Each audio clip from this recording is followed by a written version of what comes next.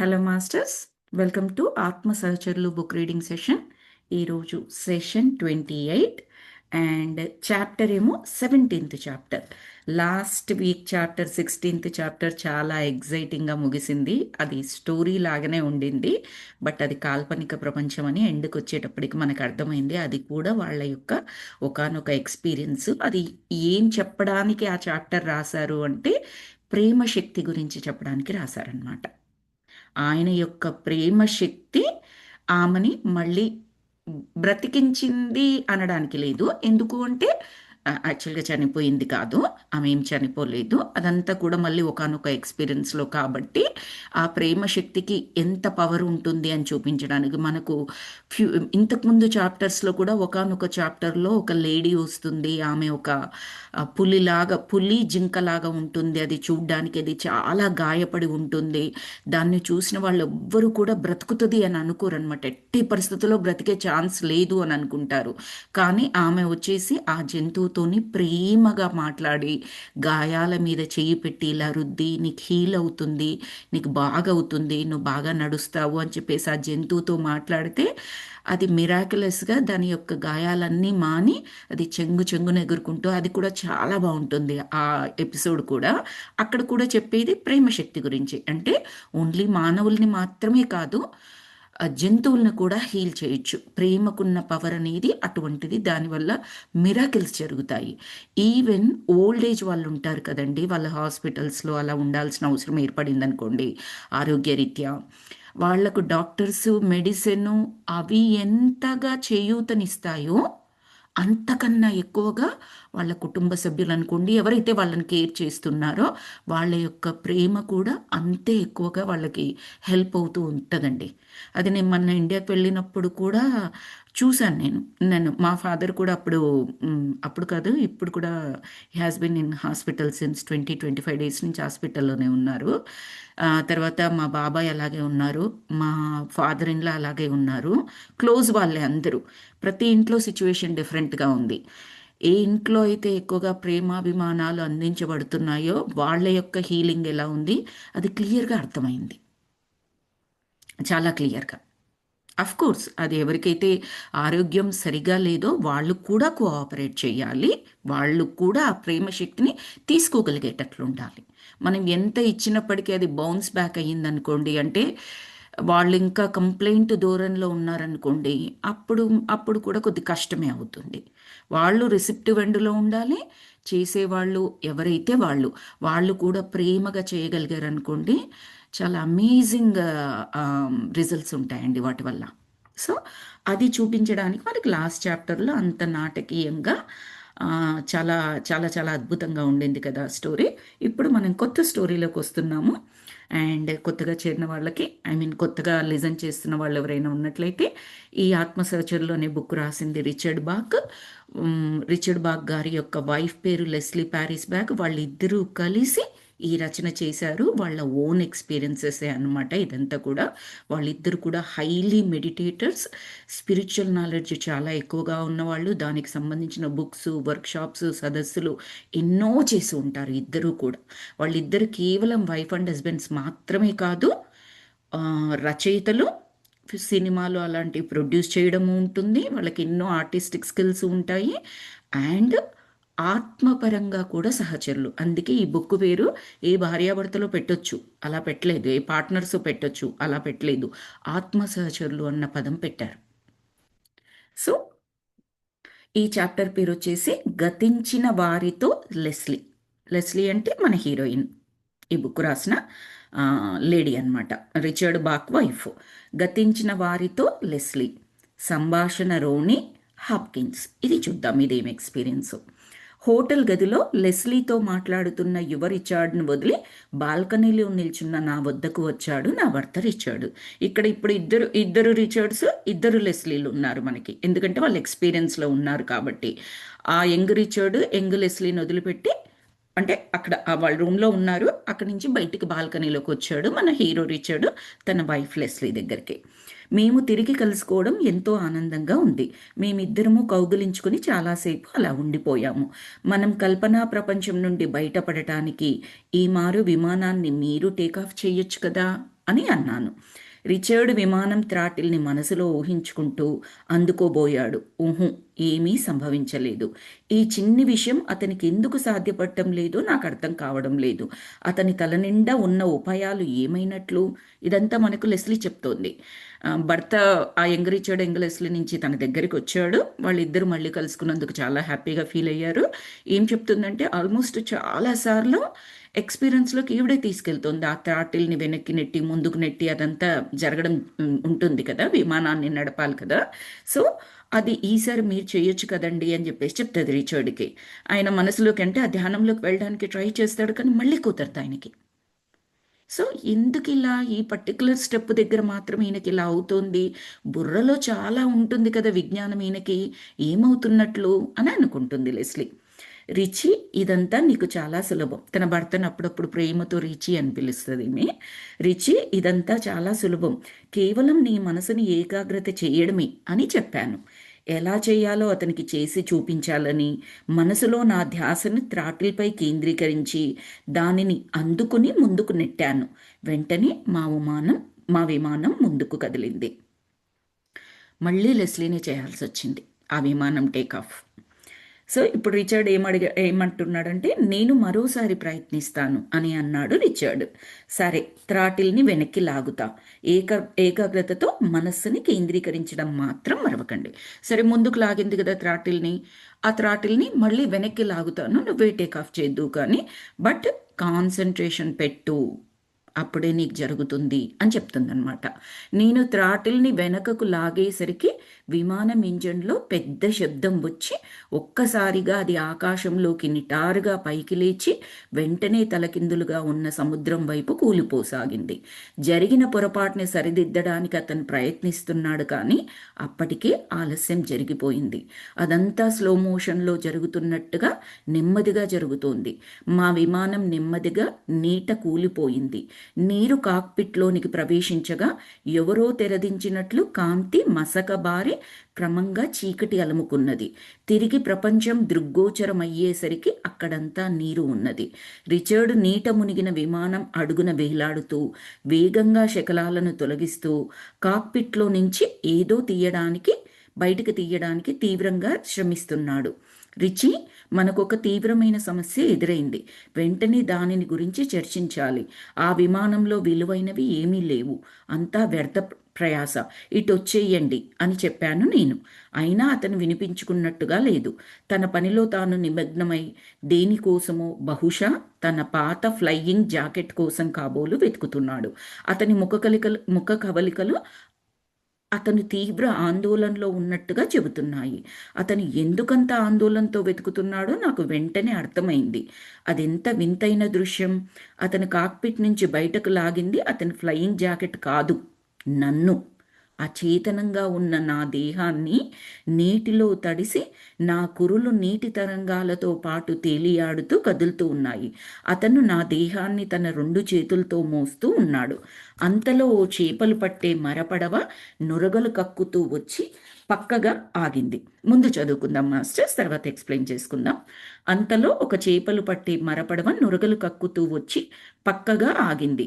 అందులోంచి ఓ యువకుడు నడుముకు తాడు కట్టుకుని నీటిలోకి దూకాడు. ఆ క్షణం నా రిచార్డు ముఖంలో కనిపించిన ఆవేదన వర్ణనాతీతం.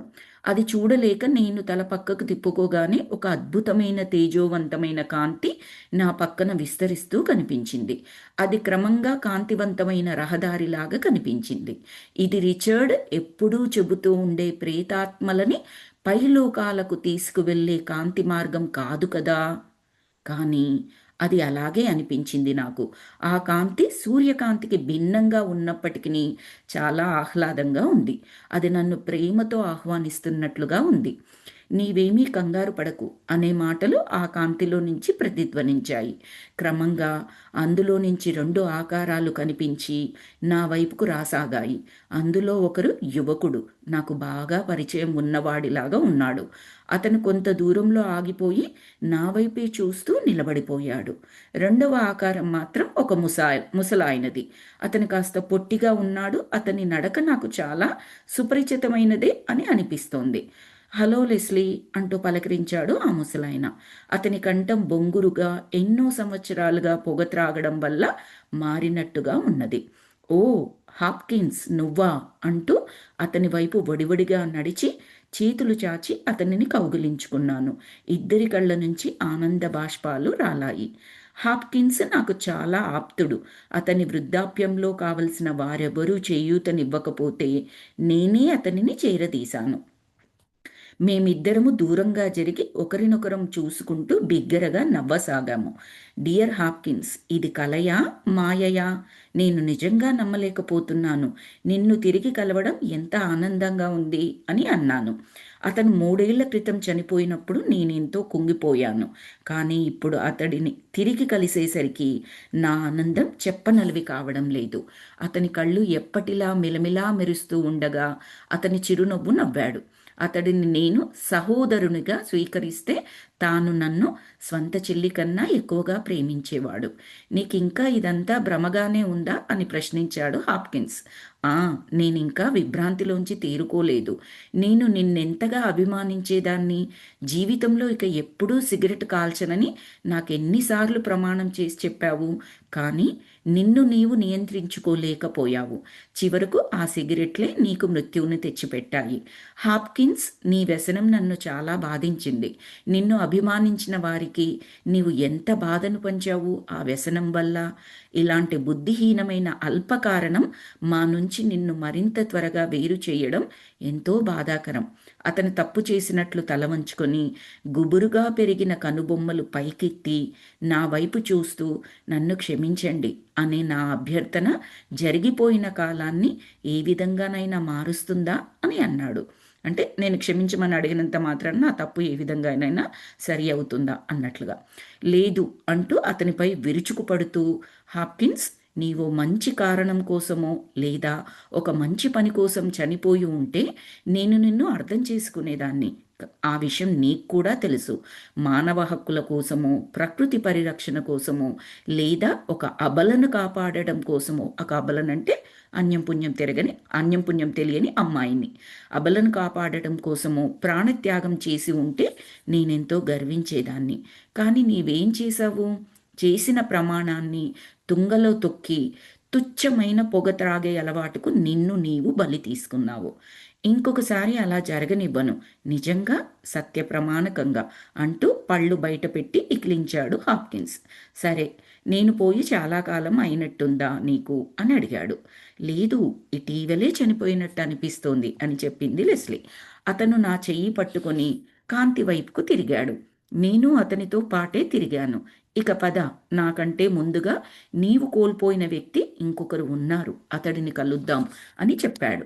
అకస్మాత్తుగా నాకు రిచర్డ్ గుర్తుకు రాగా అడుగు ముందుకు పడక స్థానువునైపోయాను. హాప్కిన్స్, నేను రాలేను. నేను తిరిగి వెళ్ళిపోవాలి. నేను నా రిచర్డు ఒక అద్భుత సాహస ప్రయాణం మధ్యలో ఉన్నాము. దాని ద్వారా మేము అనేక విషయాలను నేర్చుకుంటున్నాము. కానీ అర్ధాంతరంగా ఒక ప్రమాదం జరిగింది. నేను అతనిని వదిలి వెళ్ళేటప్పటికీ అతను అంతులేని దుఃఖంలో ఉన్నాడు. నాకు ఇప్పుడు కర్తవ్యం గుర్తొస్తోంది. నేను వెంటనే అతడిని తిరిగి కలవాలి అని అన్నాను. లెస్లీ, ఆగు అంటూ నా చేతిని గట్టిగా పట్టుకుంటూ, లెస్లీ, నేను నీతో చాలా చెప్పాలి అన్నాడు హాప్కిన్స్. లేదు లేదు, దయచేసి నన్ను వదలండి. మీరు చెప్పేదేమిటో నాకు తెలుసు. మీరు నేను మరణించానని చెప్పబోతున్నారు, అంతే కదా అని అడిగింది లెస్లీ. అతను విచారంగా నవ్వుతూ అవును అని తలాడించాడు. కానీ నేను అతడిని విడిచి ఉండలేను. జాగ్రత్తగా వినండి మాస్టర్స్, మీకు అర్థమవుతుంది. నేను కంటిన్యూస్గా ఎందుకు చదువుతున్నానో కూడా తెలుస్తుంది మీకు, మధ్యలో బ్రేక్ ఇవ్వకుండా. కానీ నేను అతడిని విడిచి ఉండలేను. ఇలా ఉన్నట్టుండి నేను అంతర్ధానమై తిరిగిలాని లోకాలకు వెళితే అతను భరించలేడు. ఒకరికొకరు తోడు లేకుండా ఎలా జీవించాలో మా ఇద్దరికీ తెలియదు. అతడు నన్ను అర్థం చేసుకున్న వాడిలా నా వైపు చాలా ఆప్యాయంగా చూశాడు. ఎవరు? హాప్కిన్స్. చావు అంటే ఏమిటి, అది ఎలా ఉంటుంది అని మేము ఎన్నో మార్లు చర్చించుకున్నాము. గుర్తుపెట్టుకోండి ఈ వాక్యం. చావు అంటే ఏమిటి, అది ఎలా ఉంటుంది అని మేము ఎన్నో మార్లు చర్చించుకున్నాము. మనకు తెలుసు, ఒక థాట్ వచ్చింది అంటే అది ఏదో ఒక తలంలో అది జరిగి తీరుతుంది. అట్లీస్ట్ ఎక్స్పీరియన్స్గానైనా డ్రీమ్లో ఎక్స్పీరియన్స్, లేదా మెడిటేషనల్ ఎక్స్పీరియన్సు, లేదా ఏదో ఒకానొక తలంలో, లేదా మనమే మన సోలే ఇంకొక జన్మ తీసుకున్నప్పుడు, అది జంతువు జన్మే అనుకోండి, మానవ జన్మే అనుకోండి, ఏదైనా జన్మ తీసుకున్నప్పుడు అది జరగడానికి అవకాశం ఉంటుంది. అందుకే thoughts are very powerful. Choose your thoughts, select your thoughts. ఒక డబ్బులు పెట్టి వస్తువుని మనం కొనుక్కునేటప్పుడు ఎంత జాగ్రత్తగా డబ్బులు వాడాలని చూస్తాము.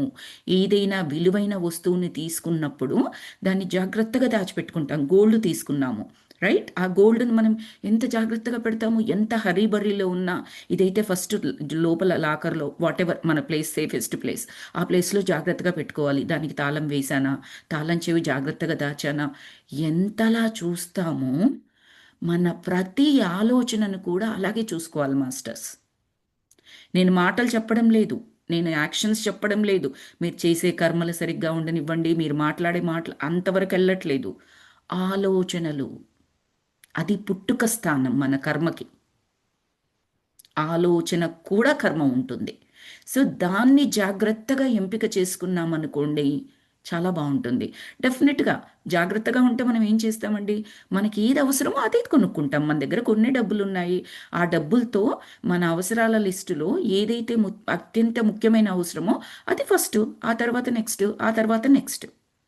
అలాగే ఆలోచనలు కూడా అవసరమైనవి మాత్రమే మనం సెలెక్ట్ చేసుకుంటాము. వీళ్ళేంటి, వీళ్ళు మెడిటేటర్స్, అత్యంత జ్ఞానం ఉన్నవాళ్ళు కాబట్టి వాళ్ళు డిఫరెంట్ డిఫరెంట్ ఎక్స్పీరియన్స్ ద్వారా జ్ఞానం పొందడానికి, నాట్ అవుట్ ఆఫ్ ఫ్రస్ట్రేషన్. నేను చచ్చిపోతే బాగుండు, నాకు ఈ బాధలు ఉండవు, అసలు నాకు ఈ జన్మ ఎందుకు వచ్చిందో, నేను ఇంట్లో ఎందుకు పుట్టాను, నా బాస్ ఎందుకు ఇలా వచ్చాడు, ఎకనామిక్ కండిషన్స్ అంటే ఫైనాన్షియల్ కండిషన్స్ ఇలా ఎందుకు, ఫ్రస్ట్రేషన్లో చాలా అనుకుంటూ ఉంటాం, ఆలోచిస్తూ ఉంటాము. ఇంకా ఆలోచనలకైతే ఇంకా చెప్పక్కర్లేదు. ఏదైనా మనకు తేడా జరిగిందంటే ఫస్ట్ కందిరీగల్లాగా చుట్టుముట్టేవి నెగిటివ్ ఆలోచనలు. ఇది జరుగుద్దేమో, అది జరుగుద్దేమో, ఇలా అవుతుందేమో, అలా అవుతుందేమో అని అనుకుంటూ ఉంటాం చూడండి. అవి ప్రయత్నపూర్వకంగా మనం ఫుల్ స్టాప్ పెట్టేసేయాలి. ఫుల్ స్టాప్, కంప్లీట్గా. మనకి ఏమి కావాలి అది మాత్రం ఆలోచించుకోవచ్చు. నాకు జాబ్ కావాలి, నాకు డబ్బు కావాలి, నాకు పెళ్ళిడికి వచ్చిన కూతురు ఉంది, పెళ్లి చేయాలి, లేదు సొసైటీలో నాకు పేరు కావాలి, ప్రతిష్టలు కావాలి, నాకు ఎంతో విజ్ఞానం కావాలి, నేను చాలా బుక్స్ చదవాలి, చాలా క్లాసెస్ తీసుకోవాలి, అత్యధిక ఆధ్యాత్మిక జ్ఞానం పొందాలి, థర్డ్ ఐ గురించి థర్డ్ ఐ కంప్లీట్ చేసుకోవాలి, నేను ఎంతో మంచి హ్యాబిట్స్ కలిగి ఉండాలి, నలుగురికి నేను చేయగలిగిన సాయం చేయాలి, నా ఇంట్లో నా కుటుంబ సభ్యులందరూ కూడా ఇటు భౌతికంగా ఆధ్యాత్మికంగా చక్కని ప్రయాణం జరగాలి, వాళ్ళకు కూడా ఎన్నో అద్భుతమైన ఎక్స్పీరియన్సెస్ని పొందాలి, ప్రతి స్టెప్పులో అత్యంత శక్తిని కలిగి ఉండాలి, అది ఏ ఏ విధమైన పరిస్థితి వచ్చినా ఇలా ఆలోచించవచ్చు. ఇన్స్టాంటేనియస్గా ఎనర్జీ ఇస్తుంది మాస్టర్స్.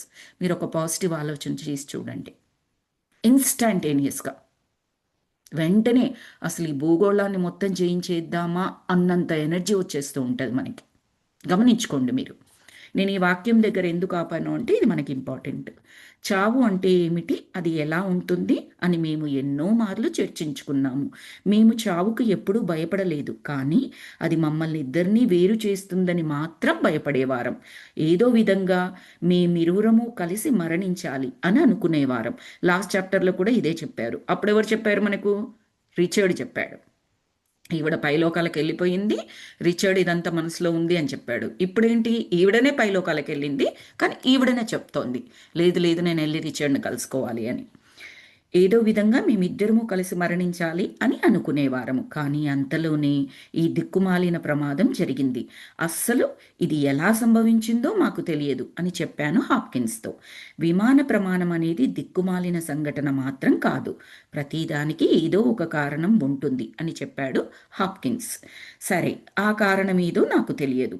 ఒకవేళ ప్రమాదానికి కారణం నేనే అయినప్పటికీ నేనేమీ పట్టించుకోను, కానీ నేను అతనిని మాత్రం విడిచి ఉండలేను. మీకు ఈ పాటికి అర్థమై ఉంటుంది. లాస్ట్ చాప్టర్లోనేమో ఈమె లేకపోతే రిచర్డ్ యొక్క అనుభవాలు, ఆలోచనలు, ఎక్స్పీరియన్సెస్, నేనే పైకెళ్ళి ఉంటే ఆవిడ కూడా కిందికి వచ్చేవాడిని, కానీ లెస్లీ కదా పైకెళ్ళింది, నేను వెళ్ళలేను కదా పైకి, నాకు సాధ్యం కాదు కదా, అందుకే ఇలా ఉంది, నేను అనవసరంగా ప్రమాణం చేశాను, ఆమె చనిపోగానే ఆత్మహత్య చేసుకోనని. ఇదంతా మనకు గుర్తుండే ఉంటుంది కదా మాస్టర్స్ లాస్ట్ వీక్ చాప్టర్లో. ఇప్పుడు ఆల్మోస్ట్ ఇంచుమించుగా ఇక్కడ ఏంటంటే ఇంకొక క్యారెక్టర్ తోడైంది. ఆమె చనిపోయిన తర్వాత ఆ కాంతి డిఫరెంట్ కాంతి అని చెప్పారు కదా, అక్కడ ఇంకొక 3 ఏళ్ల కింద చనిపోయిన ఒకానొక మిత్రుడు, బ్రదర్ లాంటివాడు, అతనిని కలిసి అతనితో సంభాషణ ద్వారా ఎక్స్ప్లెయిన్ చేయిస్తున్నాడు అనమాట. ఆ ఎక్స్పీరియన్స్లో ఉంది ఆమె ఇప్పుడు. సరే, ఆ కారణం ఏదో నాకు తెలియదు, ఒకవేళ ప్రమాదానికి కారణం నేనే అయినప్పటికీ నేనేమీ పట్టించుకోను, కానీ నేను అతన్ని మాత్రం విడిచి ఉండలేను అని చెప్పింది లెస్లీ. అతను ఏదో ఒక విషయం నేర్చుకోవడానికి నీ సాంగత్యం అడ్డు వస్తోందని నీవెప్పుడైనా భావించావా, ఒకసారి ఆలోచించు అన్నాడు హాప్కిన్స్. సరే, మీరిద్దరు అన్నీ అనుకున్నారు, బట్ అతను ఏదో ఒక విషయం నేర్చుకోవడానికి మీ ఇద్దరికీ కలిపి ఉన్న సాంగత్యం అడ్డు వస్తుందని ఎప్పుడైనా భావించావా? అంటే నేను లేకపోతే రిచర్డ్ ఇంకా బాగా చెయ్యగలడు, నేనుండడం వల్ల అతను ఫోకస్ చేయలేకపోతున్నాడు. కొన్నిసార్లు మనకు కూడా మనం ప్రేమించే పిల్లలు కానీ భర్త కానీ ఉంటుంది కదండి. అరే, నేను ఆయన ఊరికే నా వల్ల ఆయనకు ఇబ్బందిగా ఉంది, కొద్ది రోజులు నేను ఇండియాకి వెళ్ళిపోయి ఒక 6 మంత్స్ వెళ్తే ఆయన జాబు వాట్ ఎవర్ ప్రమోషన్ ఏదైతే ఉందో దాని మీద చాలా ఫోకస్ చేసి అతను అనుకున్న దాన్ని సాధిస్తాడో, అప్పుడు మళ్ళీ నేను బ్యాక్ రావచ్చు, అతనికి తోడుగా ఉండొచ్చు. ఈ 6 మంత్స్ మాత్రం తనకి కంప్లీట్గా హోల్ అండ్ సోల్ ఆ పర్టికులర్ లక్ష్యం ఏది ఉందో దాని మీద పెట్టడానికి. అంటే ఇంట్లో అడ్డు అని కాదు, but at the same time responsibilities అవన్నీ ఉంటాయి కదండి వాళ్ళకి. అది కూడా వాళ్ళ ఫోకస్ని దెబ్బతీయకుండా ఉండడానికి complete freedom. Complete freedom in the sense ఆ లక్ష్యం మీద ఫోకస్ చేయడానికి, ఇతర బాధ్యతలు ఏమీ లేకుండా అని అనుకుంటాం చూడండి. అలాంటి వాక్యం ఇక్కడ. ఏదైనా నువ్వు అనుకున్నావా మీ సాంగత్యం అడ్డు వస్తుందని, ఆయన ఏదైనా సాధించడానికి, ఏదైనా విషయం నేర్చుకోవడానికి అంటే, నేను అడ్డంగా తల ఊపుతూ అంత ముఖ్యమైన విషయం ఏది లేదు, అలాంటిది ఏమైనా ఉంటే మేము ఇంతకు మునిపై విడిపోయేవారం కదా అని అన్నాను. ఆ విడిపోవడం అన్నది ఇప్పుడు జరిగింది అని అన్నాడు హాప్కిన్స్. లేదు, నేను దీనికి అంగీకరించను అని చెప్పింది లెస్లీ. అంతలోనే మాకు దూరంగా ఇంకొక యువకుడు నిలబడి ఉన్నాడని చెప్పారు ఫస్ట్లోనే, రైట్, హాప్కిన్స్ కాకుండా. అంతలోనే మాకు దూరంగా నిలబడ్డ యువకుడు తల వంచుకొని మా వైపుకు రాసాగాడు. అతడిని చూస్తూ ఉంటే నా మనస్సులో ఏదో తెలియని బాధ మొదలయ్యింది. నేను నిలబడలేకపోతున్నాను.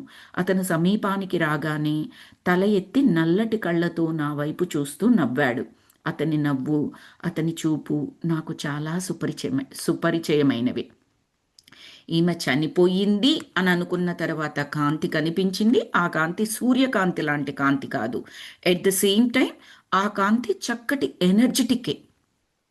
ఆ కాంతిలో ఇద్దరిని చూసింది. ఒకటి హాప్కిన్స్, రెండోది యువకుడు. యువకుడిని ఇప్పటి వరకు పక్కన పెట్టారు. యువకుడిని చూసింది అని చెప్పారు, కానీ అతని గురించి ఏమీ చెప్పలేదు. హాప్కిన్స్తో సంభాషణ ప్రస్తుతానికి అయిపోయిన తర్వాత ఇప్పుడు ఆ అబ్బాయి గురించి చెప్తున్నారు, యువకుడు ఎవరు అనేది. ఆ యువకుడి పేరట రోనీ. అతను నా తమ్ముడు. చిన్నప్పుడు వాడిని వదిలి ఉండేదాన్ని కాదు, దుఃఖం ఆపుకోలేక వాడిని గట్టిగా కోగులించుకున్నాను అని చెప్పింది లెస్లీ. అతను ఒకానొక ప్రమాదంలో తన 17వ ఏట చనిపోయే నాటికి నాకు 20 సంవత్సరాలు.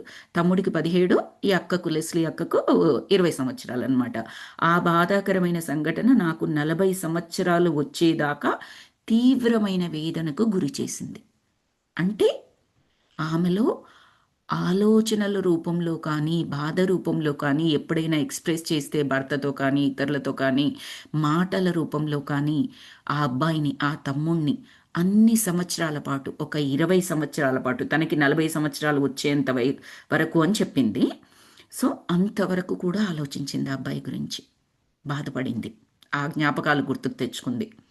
యువకునిగా నా తమ్ముడు ఎంతో ఆత్మవిశ్వాసంతో జీవిస్తూ ఉండేవాడు. అలాంటి వాడు చనిపోతాడని నేను కలలో కూడా ఊహించలేదు. అతని మరణం నాలో చాలా మార్పుని తెచ్చింది. నేను నేను ఒక నిరాశావాదిగా మారి నేను చావు కోసం ఎదురు చూసేదాన్ని. మా ఇద్దరి మధ్య ఎంతటి గాఢమైన అనుబంధం. ఇప్పుడు మేము తిరిగి కలుసుకున్నాము. నాలో ఆనందం ఎంతగానో పొర్లుతోంది. ఉమ్, ఇక్కడ ఒక వాక్యం చెప్పింది ఆమె ఏంటి, తమ్ముడు చనిపోయిన తర్వాత చాలా డిప్రెషన్కి గురైంది. తన్ని కూడా చనిపోవాలనుకుంది. చనిపోతే ఏంటి? తమ్ముడు చనిపోయాడు, బాధపడింది. బట్ తను ఎందుకు చనిపోవాలి? ఎందుకు చనిపోవాలనిపిస్తుంది? జనరల్గా ఎందుకు అనిపిస్తుంది ఎవరికైనా అంటే, చనిపోతే ఆ వ్యక్తి దగ్గరికి వెళ్ళి వాళ్ళని కలుస్తాము అని మనకు తెలియదు. అవేర్నెస్లో మనకు తెలియదు. మన లోపల ఏంటి అంటే, ఆ వ్యక్తిని మనం కలవడానికి అవకాశం ఉంది అని. అది ఉండడం వల్లనే మనకి చనిపోవడం. అదర్వైజ్ ఒక్కసారి ఆలోచించండి. ఆ వ్యక్తి చనిపోయాడు, నాకు బ్రతకాలని లేదు, నేను చనిపోతాను. So what? అప్పుడు కూడా ఆ వ్యక్తిని కలవడానికి వీలు లేదనుకోండి, బ్రతికున్నా ఒకటే, చనిపోయినా కూడా ఒకటే కదా, రెండు ఒకటే కదా. ఎందుకు చనిపోవాలి? చనిపోవడం వల్ల వచ్చిన బెనిఫిట్ ఏంటి అక్కడ? ఆ వెళ్ళిన వాళ్ళని కలుసుకోలేకపోతే, అంటే డీప్ డౌన్ మనకు తెలియకుండా ఎక్కడో బయటికి చూడ్డానికేమో మన అవేర్నెస్తో ఆలోచిస్తేనేమో మనకు తెలిసిన జ్ఞానంతో ఇంకా ఎందుకు ఈ బ్రతుకు, ఇంకా అక్కర్లేదు, నేను బ్రతికి సాధించేది ఏమీ లేదు, అందుకే చనిపోవాలనుకుంటున్నాను అన్న విధంగా అర్థమవుతుంది. డీప్ డౌన్ ఆలోచిస్తే ఏంటంటే పై తలంలోకి వెళ్ళి అక్కడ కలుసుకోవచ్చు అన్న ఆశ. చాలా డీపర్ మీనింగ్ ఇది. మనకి ఎలా అర్థమవుతుంది? నాకు కూడా ఎలా అర్థమైందంటే, ఇప్పుడు ఆ అబ్బాయిని కలుసుకుంది ఎక్స్పీరియన్స్ ద్వారా. ఒకటి హాప్కిన్స్ మీద కూడా అతన్ని చూడగానే అంతే ఎక్సైటెడ్ అయ్యింది, రైట్? అండ్ ఈ అబ్బాయి మీద కూడా ప్రేమ అంతే ఉంది. ఎన్నో సంవత్సరాల కింద చనిపోయిన అబ్బాయి, అతన్ని కలుసుకుంది ఇక్కడ. ఆ లోపల ఉంది గాఢమైన కోరిక ఆమెకి. చనిపోయి అయినా ఆ అబ్బాయిని కలుసుకోవాలి, ఆ తమ్ముడిని కలుసుకోవాలన్న కోరిక. ఓకే. సో అతని మరణం నాలో చాలా మార్పుని తెచ్చింది. నేను నిరాశావాదిగా మారి చావు కోసం ఎదురు చూసేదానిని. ఒకసారి అనుకోవడం కాదు, వెయిట్ చేస్తూ ఉండేది నాకెప్పుడు చావొస్తుందా అని చెప్పేసి. మా ఇద్దరి మధ్య ఎంతటి గాఢమైన అనుబంధం. ఇప్పుడు మేము తిరిగి కలుసుకున్నాము. నాలో ఆనందం ఎంతగానో పొంగి పొర్లుతోంది. నీలో ఏ మార్పు లేదు, అలాగే ఉన్నావు. ఇంతకాలం గడిచినా నీలో ఎలాంటి మార్పు లేకుండా ఎలా ఉన్నావు అని అడిగాను రోనీ వైపు చూస్తూ. తమ్ముడిని అడిగింది, ఏ మార్పు లేకుండా ఎలా ఉన్నావు? ఇన్ని సంవత్సరాలు అయింది, ఆల్మోస్ట్ తను తనకిప్పుడు 40 సంవత్సరాలు కాదు, ఇంకా ఎక్కువ సంవత్సరాలు. సో ఇన్ని సంవత్సరాల తర్వాత కూడా ఇలాగే ఎలా ఉన్నావు, ఏ మార్పు లేకుండా అని అడిగింది తమ్ముడిని. ఇలా ఉంటే తప్ప నీవు నన్ను గుర్తుపట్టలేవు కదా అంటూ నవ్వుతూ ఆ అబ్బాయి రోని ఏమన్నాడు? ఇలా ఉంటే తప్పిస్తే నన్ను గుర్తుపట్టలేవు కదా. నిజమే. ఇప్పుడు చిన్నగా ఉన్నప్పుడు పిల్లల్ని మనం చూస్తాము. మన పిల్లలే అనుకోండి, ఒక 15 సంవత్సరాలు, ఇప్పుడు ఆ పిల్లలు ఏదో 5 సంవత్సరాలు ఉన్నప్పుడు బయటికి పంపించాము, ఒక 15 సంవత్సరాల తర్వాత వాళ్ళని చూసాము. మన పిల్లలైనా మనం గుర్తుపట్టడానికి 100% అవకాశం ఉంటుందా? ఉండకపోవచ్చు. రూపురేఖలన్నీ మారిపోతాయి. ఒకసారి కూడా కలవలేదు, మాట్లాడలేదు, చూడలేదు అనుకోండి, గుర్తుపట్టగలమా అంటే వీ క్యాన్ సే, అంటే ఖచ్చితంగా నేను గుర్తుపట్టగలనని మనం చెప్పలేము. సో అతను ఏమంటున్నాడంటే, మరి నన్ను గుర్తుపట్టలేవు కదా మారిపోతే, అందుకే అలాగే ఉన్నాను అని నవ్వుతూ చెప్పాడు. చెప్పి, ఒకవేళ నేను వయస్సు మళ్ళిన వ్యక్తి రూపంలోనో మరో రూపంలోనో నీకు కనిపించగలను, అయినా సరే ఇది పరాచికాలు ఆడటానికి సమయం కాదు కదా అన్నాడు. అంటే నువ్వు గుర్తుపట్టడానికి నేను ఇలా ఉన్నాను, వేరేలాగుంటే నువ్వు గుర్తుపట్టలేవు అని చెప్పి, ఇది ఇది జస్ట్ పరిహాసాలు ఆడడానికి సమయం కాదులే అని చెప్పేసి అన్నాడు. అతను బతికున్న రోజులు గుర్తొస్తున్నాయి. అప్పుడు నాకన్నీ సమస్యలే. మా పేదరికాన్ని మేమెప్పుడూ అధిగమించలేమని అతను కృతనిశ్చయంతో ఉండేవాడు తమ్ముడు. అందుకే ఎంత శ్రమించినా మా పేదరికం పోయేది కాదని అతను ఎల్లప్పుడూ ఆధ్యాత్మిక ధోరణిలో ఉండేవాడు. ఎప్పుడూ నవ్వుతూ నవ్విస్తూ తన కష్టాలని మర్చిపోయేవాడు. ఈవెన్ ఇప్పుడు కూడా అతను అదే చేశాడు, నవ్వుతూ మాట్లాడాడు. అంత లేమిలోను అంటే వాళ్ళకు ఆర్థిక ఇబ్బందులు ఉన్నాయని చెప్పారు కదా, లేమి అంటే లేకపోవడం అనమాట.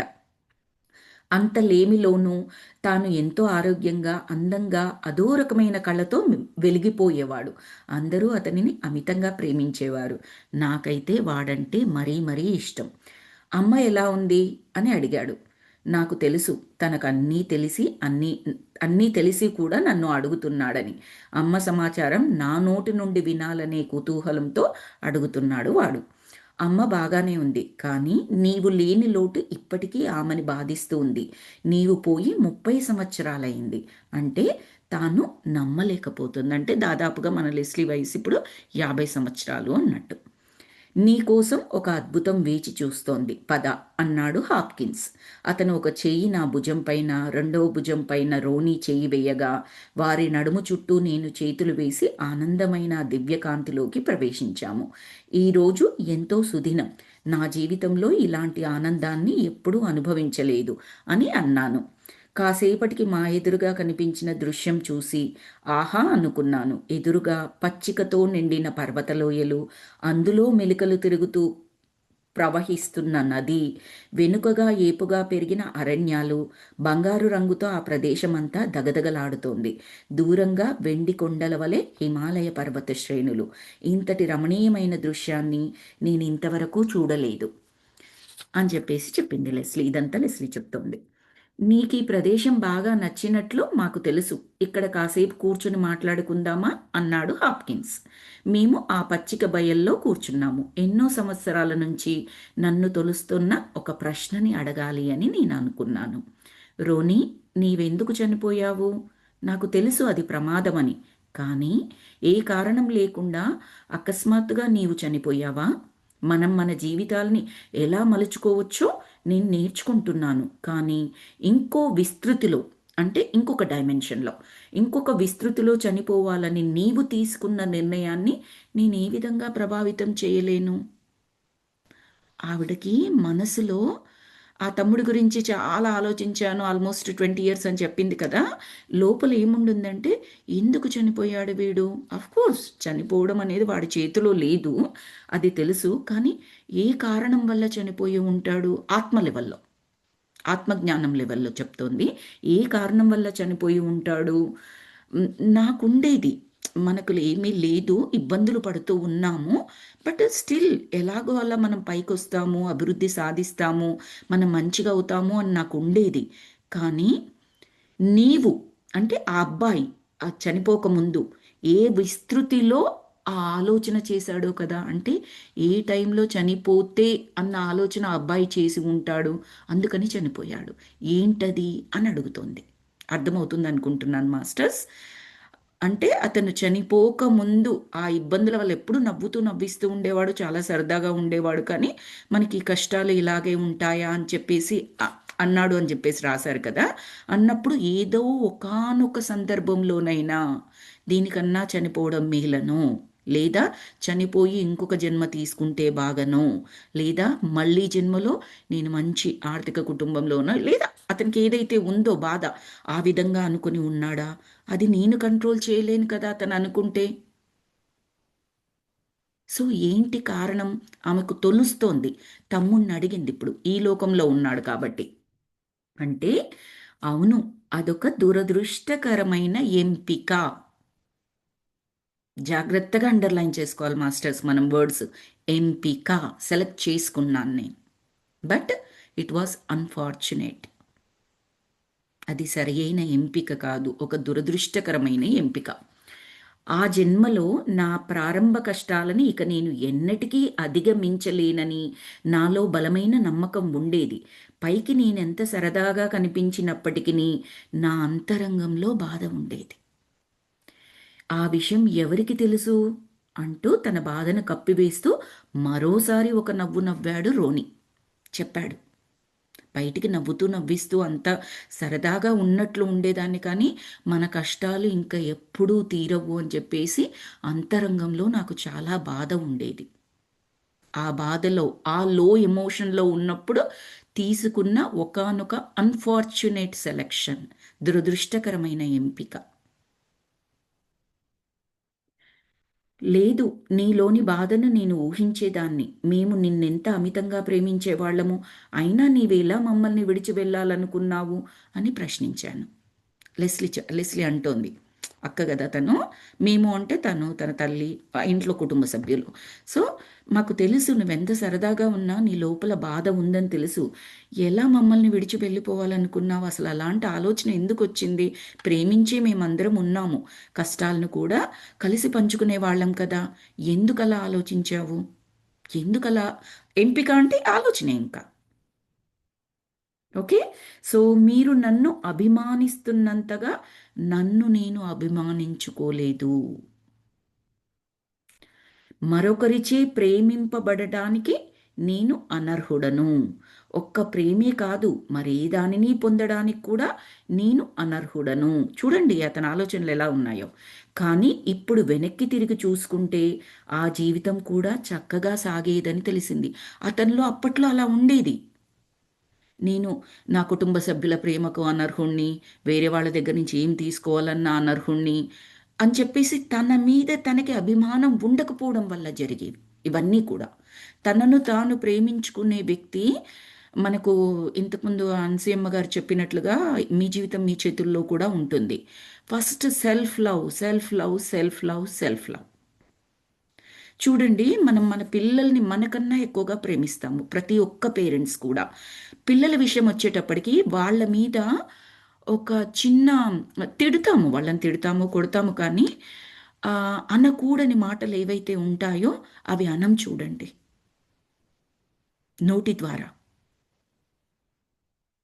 ఎందుకు అంటే అంత ప్రేమ. అలాగే అంతకు మించిన ప్రేమ మన మీద మనకు ఉండాలి. ఎట్టి పరిస్థితుల్లో కూడా నన్నెవరు ప్రేమించరు, నేను ప్రేమించే వ్యక్తిని కాను, నాకేముందని ప్రేమిస్తారు, నేను అర్హురాలని కాదు, నేను అర్హుణ్ణి కాదు. ఇలాంటివన్నీ ఎప్పుడు వస్తాయంటే మనను మనం పూర్తిగా ప్రేమించుకోలేకపోవడం వల్ల.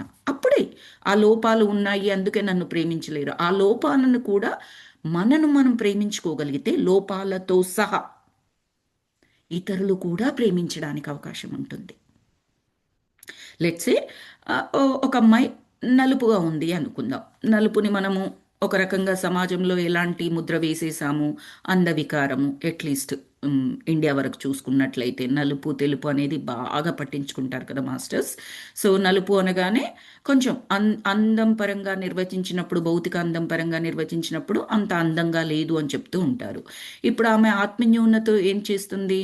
నేను ఇలా ఉన్నాను కదా, నాకు ఈ డ్రెస్సులు సూట్ అవ్వవు, నన్ను ఎవరూ నచ్చరు, నాకెవరు స్నేహితులు అవ్వరు, నా ఇంట్లో వాళ్ళు కూడా నాకు చక్కటి పెళ్లి సంబంధాలు రావు, నాకెవరు నచ్చరు, అంటే నన్నెవరూ నచ్చరు, నాకు పెళ్లి చేయాలంటే చాలా డబ్బులు కావాలి, చదివిపించడం వేస్టు, ఇలా ఇలా రకరకాలుగా ఇలా అనుకుంటారేమో.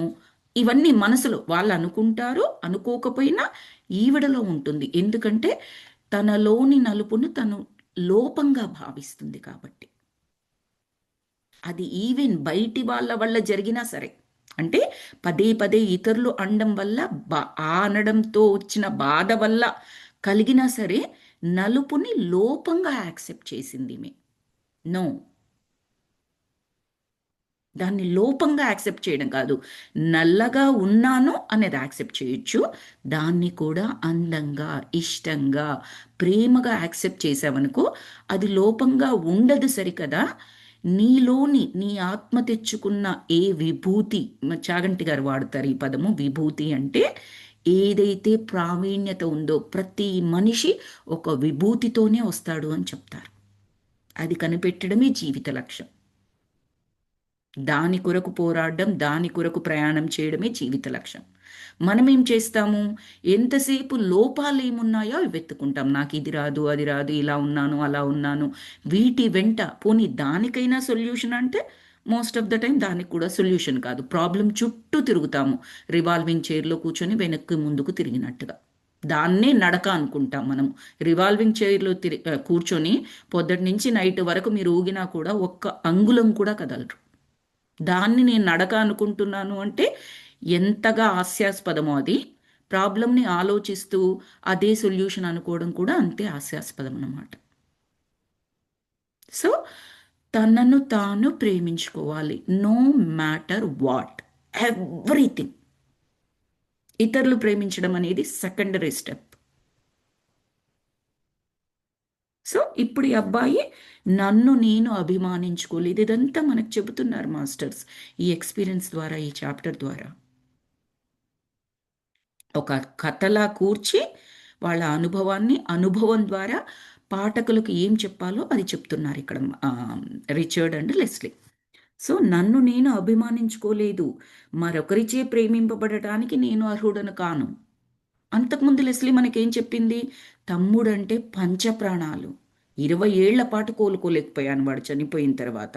అంటే ఎంత ప్రేమిస్తుందని అర్థం ఆమె. వాళ్ళ తల్లి కూడా ఎంతో ప్రేమించింది అని చెప్పింది. కానీ ఈ అబ్బాయి ఏంటి? రిసీవ్ చేసుకోలేకపోయాడు. డోర్స్ క్లోజ్ చేసుకున్నాడు. ఆ ప్రేమను రిసీవ్ చేసుకోలేక. ఎందుకంటే తనలో ఉన్న న్- నేను అర్హుణ్ణి కాను అని అనుకున్నాడు కాబట్టి. దీనికి ఒక చిన్న ఎగ్జాంపుల్గా ఏం చెప్పొచ్చు? ఒక ఒక జాబ్ పోస్ట్ పడిందండి ఒక పేపర్లో, రైట్?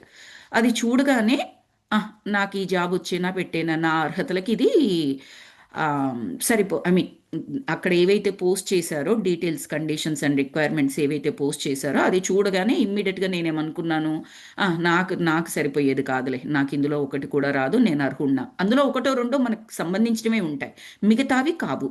ఆ ఒకటి రెండు ఆర్ ఆర్ ఇంకొక విధంగా తీసుకుందాం. అందులో ఒక 10 కండిషన్స్ రాశారనుకోండి, 8 కండిషన్స్ మనకు కరెక్ట్గా సరిపోయే ఉంటాయి, ఒక 2 కండిషన్స్ ఆ రిక్వైర్మెంట్స్ మనకు రావనుకుందాం.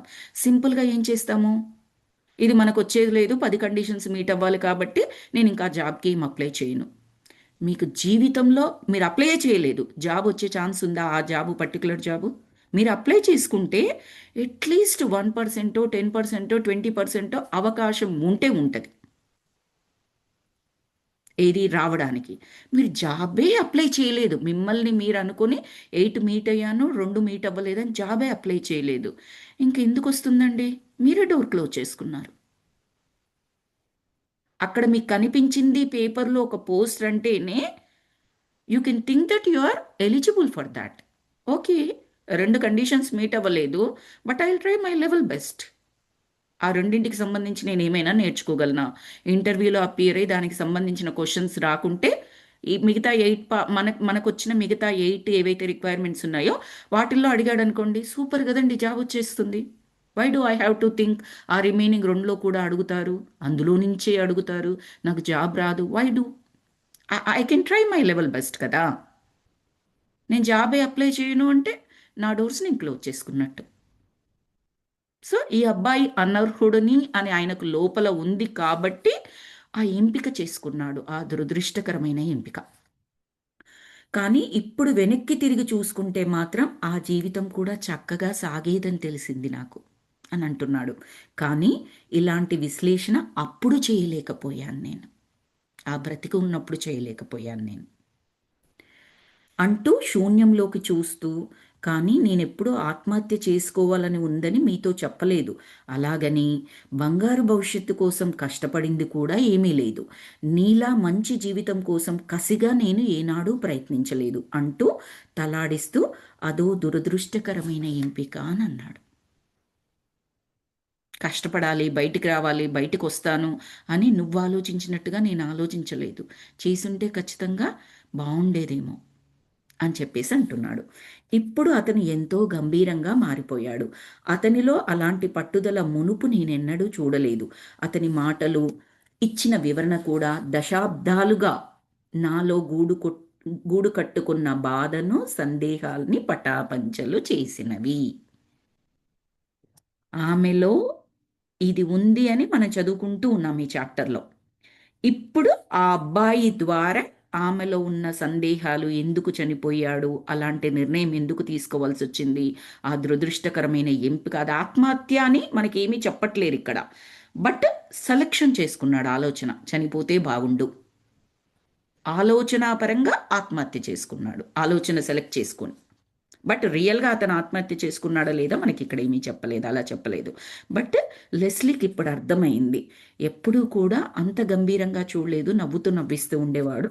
ఇప్పుడు అతనిచ్చిన వివరణ ఏమైందంటే దశాబ్దాలుగా ఈమెలో గూడు కట్టుకొని ఉన్న సందేహాలన్నీ కూడా పటాపంచలైపోయాయి. ఒక క్లారిటీ దొరికింది ఆమెకి. అతను బిడియపడుతూ నా వైపు చూసి నవ్వుతూ, నేనెప్పటి నుంచో నీపై ఒక కన్నేసి ఉంచా, అక్కతో అంటున్నాడు. ఇక నీవు మాతో పాటుగా ఇక్కడే ఉంటావు అనుకుంటాను. ఇక్కడ నీ గత జీవితాన్ని చక్కగా విశ్లేషించుకుంటావు అని అనుకుంటా. ఇక్కడికి వస్తూనే నేను చేసింది అదే అనుకో. ఏదైతేనేమి, గత జీవితం నుంచి నేను చాలా నేర్చుకున్నాను. ఆ అనుభవాన్ని అవసరమైన సందర్భంలో వినియోగిస్తూ వస్తున్నాను అన్నాడు. అంటే ఈ పారాగ్రాఫ్ ద్వారా ఏం చెప్పాలనుకుంటున్నాడు రచయిత అంటే, నాకు అర్థం ఏంటంటే, పైకి వెళ్ళిన తర్వాత మనం చాలా సోల్ ప్లాన్స్ బుక్స్లో కూడా ఇలాంటి వివరణే రాస్తూ ఉంటారు మాస్టర్స్. సోల్ ఒక బాడీ తీసుకుని ఈ భూమి అనే పాఠశాలకు వచ్చిన తర్వాత ఎన్నో లెసన్స్ నేర్చుకుంటూ ఉంటుంది. అది కొన్ని లెసన్స్ ప్రీ ప్లాన్డ్గా ప్లాన్ చేసుకొని వస్తుంది కదా, ఈ జీవితంలో ఈ శరీరంతో ఉన్నప్పుడు నేను ఈ లెసన్స్ నేర్చుకోవాలి అని చెప్పేసి. అందులో అవన్నీ జమా లెక్కలు అవన్నీ పైకి వెళ్ళిన తర్వాత చూసుకుంటుంది. నా ప్లాన్ ఏంటి, వెళ్ళే ముందర, వెళ్ళిన తర్వాత నేనేం సాధించాను, ఎలా చేశాను, అన్నీ సరిపోయాయా, అది మొత్తం కూడా విశ్లేషించుకుంటుంది అనమాట. ఆత్మ ఆ లోకంలోకి వెళ్ళిన తర్వాత విశ్లేషించుకొని దాన్ని బట్టి మళ్ళీ డిజైన్ తయారు చేసుకుంటుంది. ఆ విశ్లేషణ ద్వారా మళ్ళీ నెక్స్ట్ జన్మ ఎప్పుడు తీసుకోవాలి, ఎలాంటి బాడీ తీసుకోవాలి, ఏ ప్రదేశంలో పుట్టాలి, ఏ కుటుంబంలో పుట్టాలి, ఎటువంటి సిబ్లింగ్స్ ఉంటే బెటరు, అదంతా కూడా తన గైడ్స్ ఉంటారు. ఆ సోల్ ప్లేన్లో గైడ్స్ ఉంటారనమాట, సీనియర్ ఆత్మలు. అంటే ఆ, వాళ్లకు వాళ్ళ యొక్క ఆత్మజ్ఞానం చాలా ఎక్కువగా ఉంటుంది. వాళ్ళు హెల్ప్ చేస్తారనమాట. యంగ్ ఆత్మలు ఎవరైతే ఉంటారో వాళ్ళకి వాళ్ళ సోల్ ప్లాన్ ప్రిపేర్ చేసుకోవడానికి సోల్ గైడ్స్ హెల్ప్ చేస్తూ ఉంటారు. సో ఇప్పుడు ఇతను అంటున్నాడు, అంటే జస్ట్ మనకు ఒకసారి చెప్తున్నారనమాట, నువ్వు ఆత్మగా పైకి వెళ్ళిపోగానే శరీరాన్ని ఇక్కడ వదిలేసి నువ్వు విశ్లేషిస్తావు, మంచి చెడు, ఎలా అంటే భయాస్ లేకుండా. జనరల్గా మనం ఏం చేస్తామండి, మన గురించి వచ్చేటప్పటికి మనలో కొంచెం అటు ఇటుగా ఉన్న పర్వాలేదులే నేను చేసింది మంచి అని అనుకుంటూ ఉంటాము. పక్కవారిదైతే అసలు భయాస్ లేకుండా చేస్తాం. పక్కవారంటే మనకు సంబంధం లేనివారు, లేదా మన కోపం, మనకి ఎవరి మీద అయితే కోపం ఉంటుందో వాళ్ళ గురించి అయితే అసలు భయాస్ లేకుండా తప్పే, ఇది 100% తప్పే, చెయ్యకూడని తప్పు చేశాడు, ఇలా చెప్తూ ఉంటాము. That is biased, right? అంటే మన గురించి అయితే ఒకలాగా తీర్పు చెప్పడం, పక్క వాళ్ళ గురించి అయితే ఒకలాగా, మనకు వాళ్ళ మీద ఉన్న ప్రేమను బట్టి చెప్పడం, అదంతా కూడా బయాస్డ్. బట్ ఆత్మలోకంలో అలా ఉండదు. ఉంటే మళ్ళీ నెక్స్ట్ జన్మ వాళ్ళు ఎలా ప్లాన్ చేసుకోవాలి, కుదరదనమాట. సో అదంతా విశ్లేషించుకుంటావు, నువ్వు ఇక్కడే ఉంటావు, నువ్వు కూడా నీ గత జీవితాన్ని విశ్లేషించుకుంటావు, నేను చేసింది కూడా అదే, పైకి రాగానే ఆ లెసన్స్ అన్నీ మళ్ళీ నాకు పనికొస్తున్నాయి అని చెప్పేసి చెప్తున్నాడు. ఏంటి, నాపై కన్నేసి ఉంచావా నువ్వు? నా జీవితంలో ఏమి జరగబోతోంది అన్నీ నీకు తెలుసా? నీకు రిచర్డ్ కూడా తెలుసా? అతనికి నా భర్త గురించి తెలుసు అన్న విషయాన్ని తలుచుకుంటేనే మనసు పులకించిపోతుంది. ఎందుకంటే అతను చనిపోయిన నాటికి, తమ్ముడు చనిపోయే నాటికి ఈమెకి ఇంకా పెళ్లి కాలేదు అని అర్థమవుతుంది. రిచర్డ్ ఈమె లైఫ్లోకి రాలేదు అట్లీస్ట్. సో ఏంటి, పైనుండి నన్ను గమనిస్తూ ఉన్నావా? అక్క మీద అంత ప్రేమ ఉందా నీకు? అయితే రిచర్డ్ తెలుసా నా భర్త? అతని గురించి తెలుసు తమ్ముడికి అని అనుకుంటేనే మనసు పులకించిపోతుంది. అంతే కదండి, మనకు కూడా ఏదైనా సంతోషకరమైన వార్త ఉందనుకోండి, మనకు చాలా నియర్ అండ్ డియర్కి చెప్పాలని, వాళ్ళకి తెలిస్తే వాళ్ళ సంతోషం చూసి మనం ఇంకా సంతోషం ఎక్కువ పడతామని, ఇవన్నీ ఉంటాయి చూడండి, అలాంటి సంతోషం. అవును తెలుసు, నీ ఒక గొప్ప అదృష్టవంతురాలివి, అతడిని నీవు పొందడం చాలా సంతోషాన్నిచ్చింది నాకు అని చెప్పాడు. రిచర్డ్ అని చెప్పేసి ఒక్కసారి రిచర్డ్ అని అనింది లెస్లీ. ఇంతసేపు ఫస్ట్ హాఫ్ ఏమో హాప్కిన్స్తో ఉండిపోయింది, ఆ పెద్ద అతను, అదే సిగరెట్ తాగడం వల్ల చనిపోయిన అతను. ఆ తర్వాత సంభాషణ తమ్ముడి దగ్గరికి వచ్చింది. మధ్యలో ఒక్కసారి రిచర్డ్ గురించి నేను వెళ్ళిపోవాలి, నేను లేకుండా ఆయన బతకలేడు, మేమిద్దరం విడివిడిగా ఉండలేము అని చెప్పింది. మళ్ళీ తమ్ముడు రోనీ దగ్గరికి వచ్చేటప్పటికి మళ్ళీ ఆ టాపిక్ మర్చిపోయింది ప్రస్తుతానికి. మళ్ళీ ఇప్పుడు రిచర్డ్ గురించి వచ్చేటప్పటికి రిచర్డ్, రిచర్డ్ అని చెప్పేసి ఇమ్మీడియట్గా అతడిని తలుచుకోగానే మళ్ళీ నాలో తిరిగి వేదన మొదలయ్యింది. నేను ఎలా ఇక్కడ కూర్చొని వీరితో తాపిగా మాట్లాడగలుగుతున్నాను? నాలో లోపం ఏమిటి? రిచర్డ్ చెప్పేవాడు, మరణానంతరం చనిపోయిన వారు కొంతకాలం పాటు ఒక రకమైన సందిగ్ధతలో తికమక పడుతూ ఉంటారని అన్నాడు. ఆయన మరణానికి సంబంధించిన పుస్తకాలు చాలా చదివాడని మనకి ఈ బుక్లో చాలాసార్లు రాశారు. లెస్లీ చాలాసార్లు చెప్పింది మనకి, మరణం తర్వాత జీవితం గురించి రిచర్డ్కి చాలా ఎక్కువగా ఐడియా ఉంటుంది అనమాట. బుక్స్ చాలా చదివాడు ఆయన. ఆ విషయాలు భార్యతో చర్చించేవాడు. సో ఆమె గుర్తొస్తుంది ఇప్పుడు, మరణం తర్వాత కొంతకాలం పాటు ఒక రకమైన సందిగ్ధతలో తికమక పడుతూ ఉంటారని అన్నాడు. ఆ స్థితి ఇదేనా? నాకు ఇప్పుడు ఉన్న స్థితి నా స్థితి? అతను నా గురించి ఆందోళన చెందుతూ ఉంటాడు. ఆ విషయం మీకు కూడా తెలుసు. ఇక నేను ఉండలేను.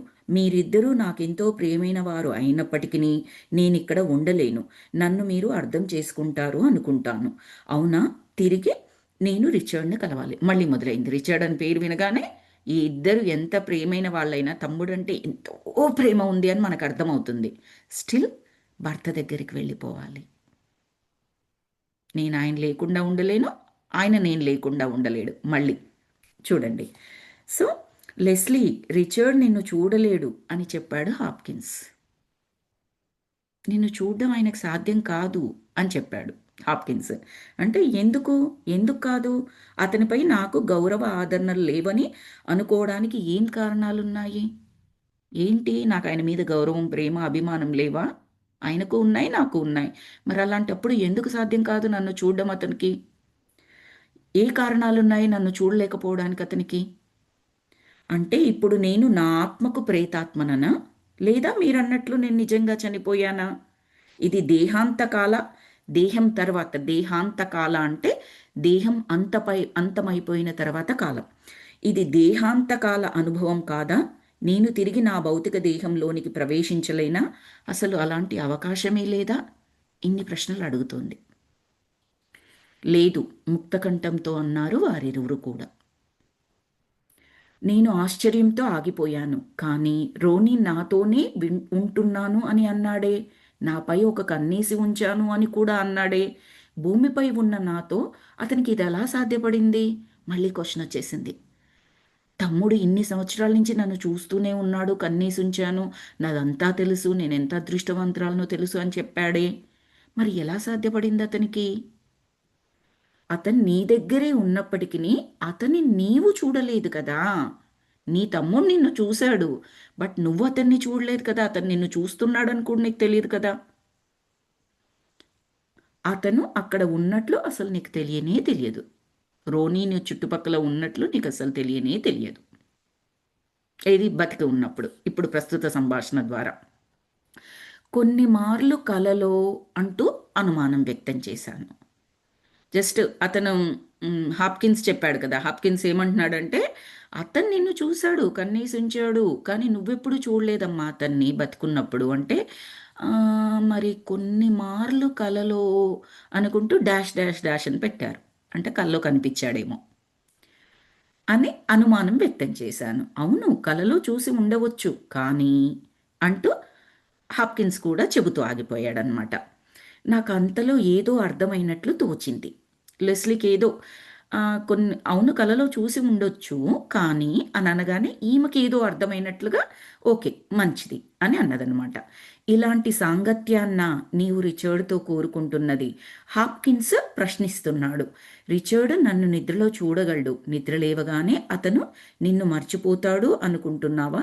సారీ, ఇలాంటి సాంగత్యాన్న నీవు రిచర్డ్తో కోరుకుంటున్నది? హాప్కిన్స్ ప్రశ్నిస్తున్నాడు ఆమెని.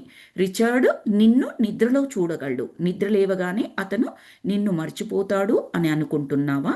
అతను ఇక్కడికి వస్తే అతనిని కలవడానికి సిద్ధపడకుండా, ఇక్కడ నీవేమి నేర్చుకున్నావో అతనికి నేర్పించక, అతని చుట్టూ అతనికి కనిపించకుండా అదృశ్యంగా తిరగాలి అని అనుకుంటున్నావా? దానివల్ల ఏంటి ప్రయోజనం అని అన్నాడు. ఇవన్నీ ప్రశ్నలు వేశాడు హాప్కిన్స్. అంటే హాప్కిన్స్ మనం ఇక్కడ దేహాంత సమయ అనుభవాల గురించి, మరణానంతర అనుభవాల గురించి, అలాగే జన్మ పరంపరలలో మన ఉమ్మడి కర్తవ్యాల గురించి మాట్లాడుకున్నాము. కానీ రిచర్డ్కు తెలిసినంత వరకు నేను విమాన ప్రమాదంలో మరణించానని, దానితో నా కథ ముగిసిందని అని రిచర్డ్ అనుకుంటున్నాడు. నా పాత మిత్రుడు అంటే హాప్కిన్స్ నా వైపు అదొక రకంగా చూశాడు. అతను ఎందుకు నన్ను అర్థం చేసుకోవడం లేదు అని అనుకుంటుంది. హాప్కిన్స్ ఈమెను అర్థం చేసుకోవట్లేడు అని అనుకుంటుంది.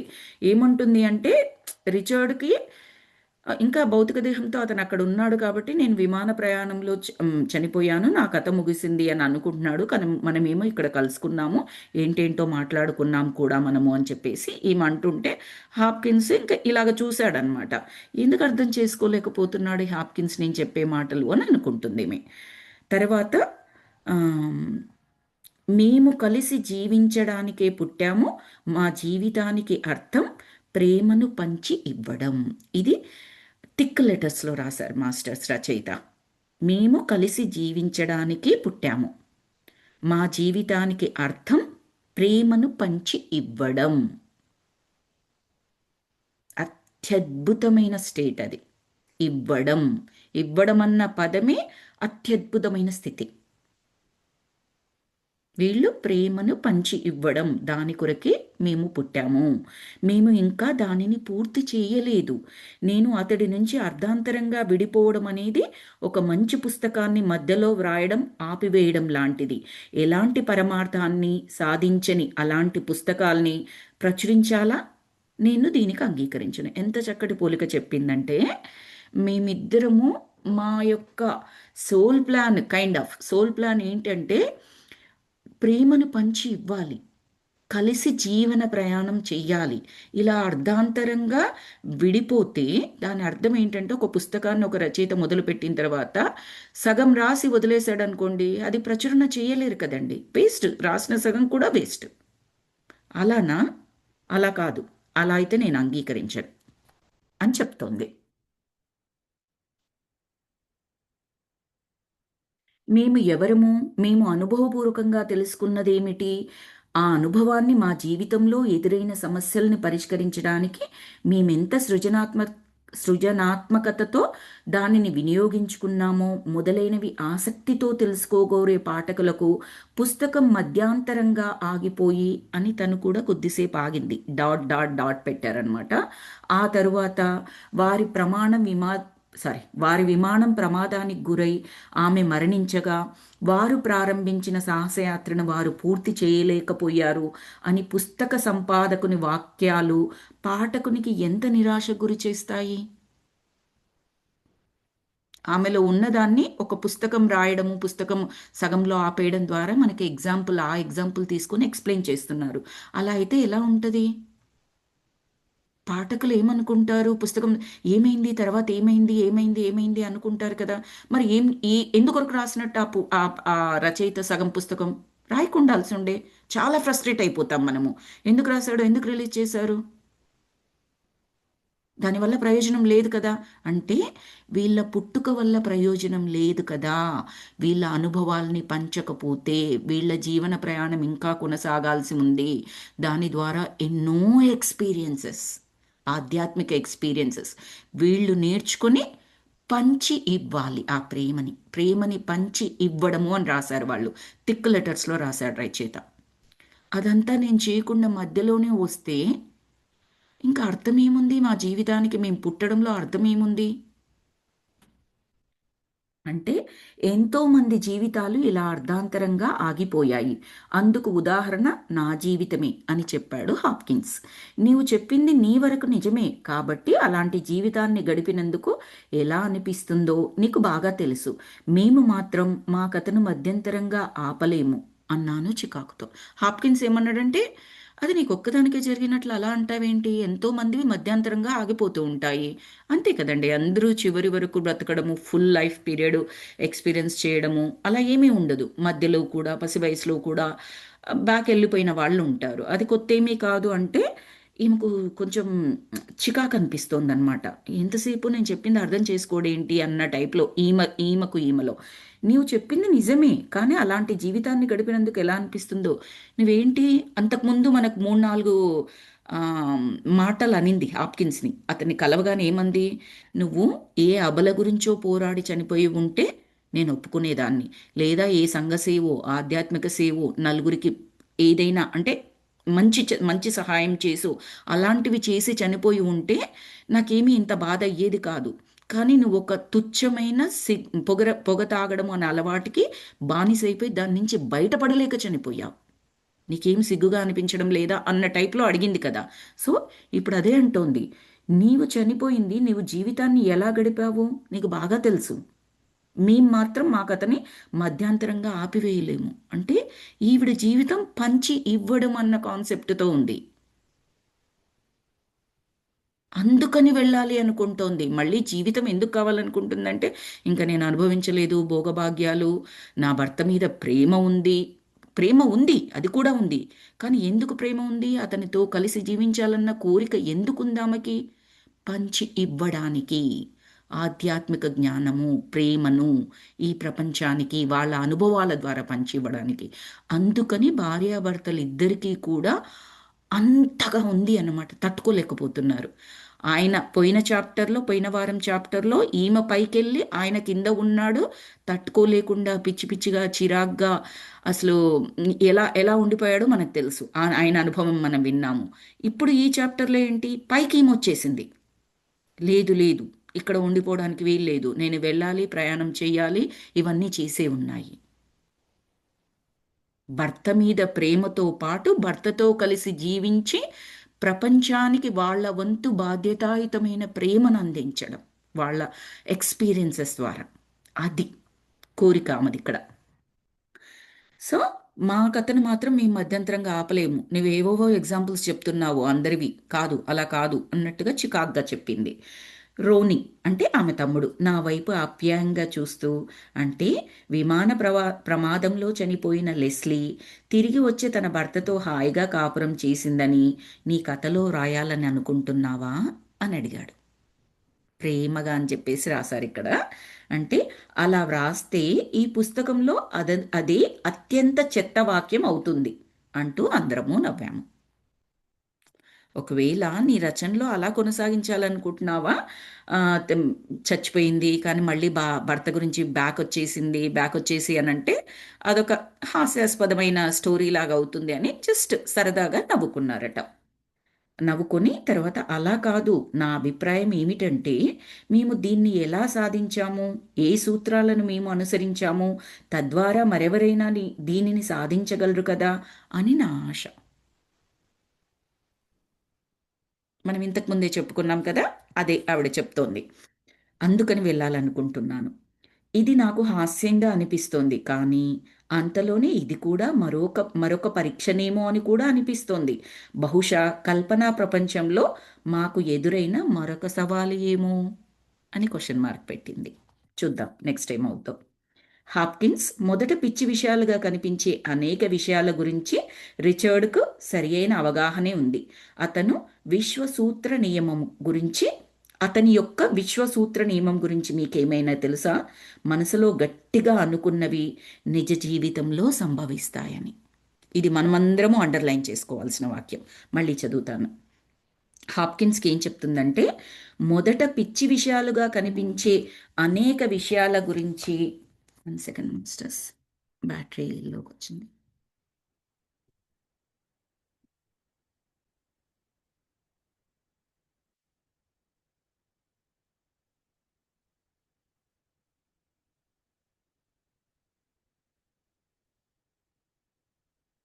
సారీ అండి. సో మొదట పిచ్చి విషయాలుగా కనిపించే అనేక విషయాల గురించి రిచర్డ్కి చాలా మంచి అవగాహన ఉందట. అంటే బయటి ప్రపంచానికి ఇదొక పిచ్చి విషయం అనిపించే దాని గురించి లోతైన అవగాహన రిచర్డ్కు ఉందట. అతని విశ్వసూత్ర నియమం గురించి అసలు మీకేమైనా తెలుసా అని అడుగుతుంది. ఏంటట విశ్వసూత్ర నియమం? మనసులో గట్టిగా అనుకున్నవి, సంకల్పం అన్న పదం వాడతాం కదండి, అలాగా మనసులో గట్టిగా అనుకున్నవి నిజ జీవితంలో సంభవిస్తాయి. అది ప్లస్సా మైనసా ఏదైనా సరే, గట్టిగా అనుకుంటే, పదే పదే అనుకుంటే, మళ్ళీ మళ్ళీ ఆలోచిస్తే, మళ్ళీ మళ్ళీ మాట్లాడితే. మరి మేము విమాన ప్రమాదంలో చిక్కుకుంటే విశ్వ నియమాలు ఒక్కసారిగా మారిపోతాయా? మరి నేనిప్పుడు మనసులో గట్టిగా అనుకునేది జరగదా? ఇది ఎలా సాధ్యం? విశ్వ నియమాలు మారిపోయాయా? అతను ఒక విశ్వసూత్ర నియమం అని చెప్తాడు మనసులో గట్టిగా అనుకుంటే. ఇప్పుడు నేను చనిపోయాను, నేను మళ్ళీ బ్యాక్ ఈ పర్టిక్యులర్ ఆమె ఆశయం ఏదైతుందో దాని గురించి మేమిద్దరం కలిసి కొనసాగాలి అనుకుంటున్నాను. జరగదా? అంటే విశ్వసూత్ర నియమం పని చేయదా? అలా అలా అలా జస్ట్ మారిపోతూ ఉంటుందా విశ్వసూత్ర నియమం అనేది అని అంటుందన్నమాట. అంటే విశ్వ నియమాలు అన్నవి ఎప్పటికీ మారవు.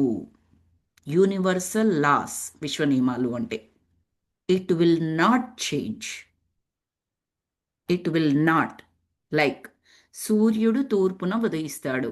నువ్వు ఇండియాలో ఉన్నా తూర్పునే ఉదయిస్తాడు, అమెరికాలో ఉన్నా తూర్పునే ఉదయిస్తాడు, అట్లాంటిక్ ఓషియన్లో ఉన్నా తూర్పునే ఉదయిస్తాడు, హిమాలయ పర్వతాల మీద ఉన్నా తూర్పునే ఉదయిస్తాడు, ఇంకొక రిమోట్ కంట్రీ, ప్రపంచానికి తెలియని కంట్రీలో ఉన్నా తూర్పున ఉదయిస్తాడు. విశ్వ నియమం. పీరియడ్. అంతే. సో విశ్వ నియమాలు ఎన్నటికీ మారవు. నేను అతని చేతిని గట్టిగా నొక్కుతూ, మీరు నన్ను ఆపాలి అని అనుకుంటున్నారని నేను భావిస్తున్నాను అని అన్నాను. ఈ ప్రపంచంలో లెస్లీ పారిష్ని అడ్డుకునే శక్తి ఎవరికీ లేదు. ఎవరో నిన్ను ఇక్కడ నిరోధిస్తున్నారని నీవెందుకు అనుకుంటున్నావు? ఏమంటుందంటే, మీ ప్రేమతో మీరు నన్ను ఇక్కడ ఆపాలనుకుంటున్నారంటే, లేదు లేదు, నిన్ను ఆపే శక్తి, నీ మనసులోని సంకల్ప శక్తి ఎంత గొప్పదో తెలుసు, నిన్ను ఆపగలిగే శక్తి ఎవరికీ లేదు అని చెప్పేసి అనుకున్న తర్వాత మేము లేచి నిలబడి వీడుకోలు చెప్పుకున్నాము. ఎవరెవరు? రోనీ, హాప్కిన్స్ అండ్ మన లెస్లీ.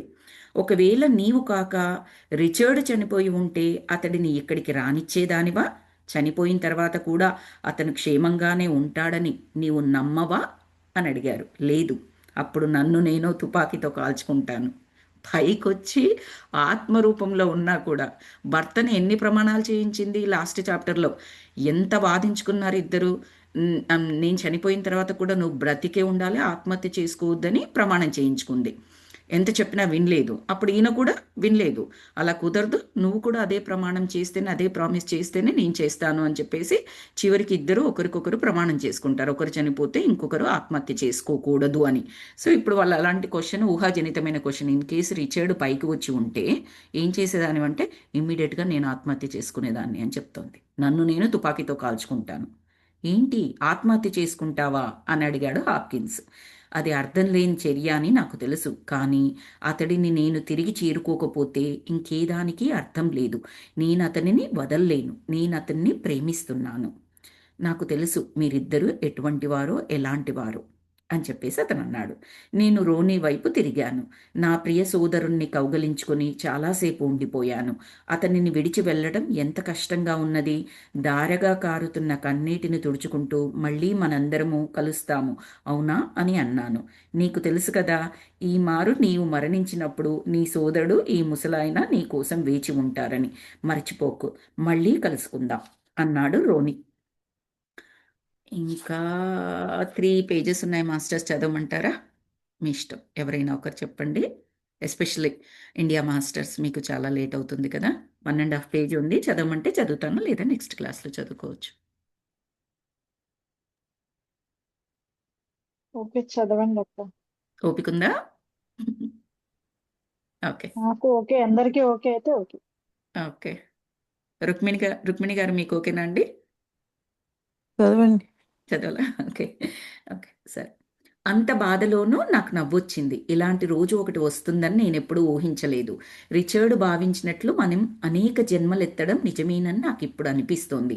ఈ కల్పనా ప్రపంచం నుంచి, ఈ మరణ అనుభవం నుంచి నేనెంతో నేర్చుకున్నాను. ఏదో ఒక రోజున మేమిద్దరము కలిసే ఈ కాంతి మార్గంలోకి ప్రవేశిస్తామని నాకు తెలుసు. ఇదంతా కూడా థిక్ లెటర్స్లోనే రాశారు రచయిత. మరణ అనుభవం అని రాశారు. అది అది మనం గుర్తుపెట్టుకోవాలి. సారీ. సో ఏముంటుంది అంటే, అసలు ఇలా తమ్ముణ్ణి, హాప్కిన్స్ని ఇలా కలుసుకోవాల్సి వస్తుందని, రిచర్డ్ను వదిలొస్తానని, రిచర్డ్ మీద ప్రేమ తనకి ఎంతగా ఉంది, మళ్ళీ రిచర్డ్ని కలుసుకోబోతున్నానని, మళ్ళీ ఏదో ఒక రోజు ఇద్దరము కలిసి తిరిగి వస్తాము. మళ్ళీ ఒక్కొక్కరుగా కాదు, భర్త భార్య ఇద్దరు ఒకేసారి వస్తాము, ఈ కాంతిలో ప్రయాణిస్తాము అన్నట్టుగా.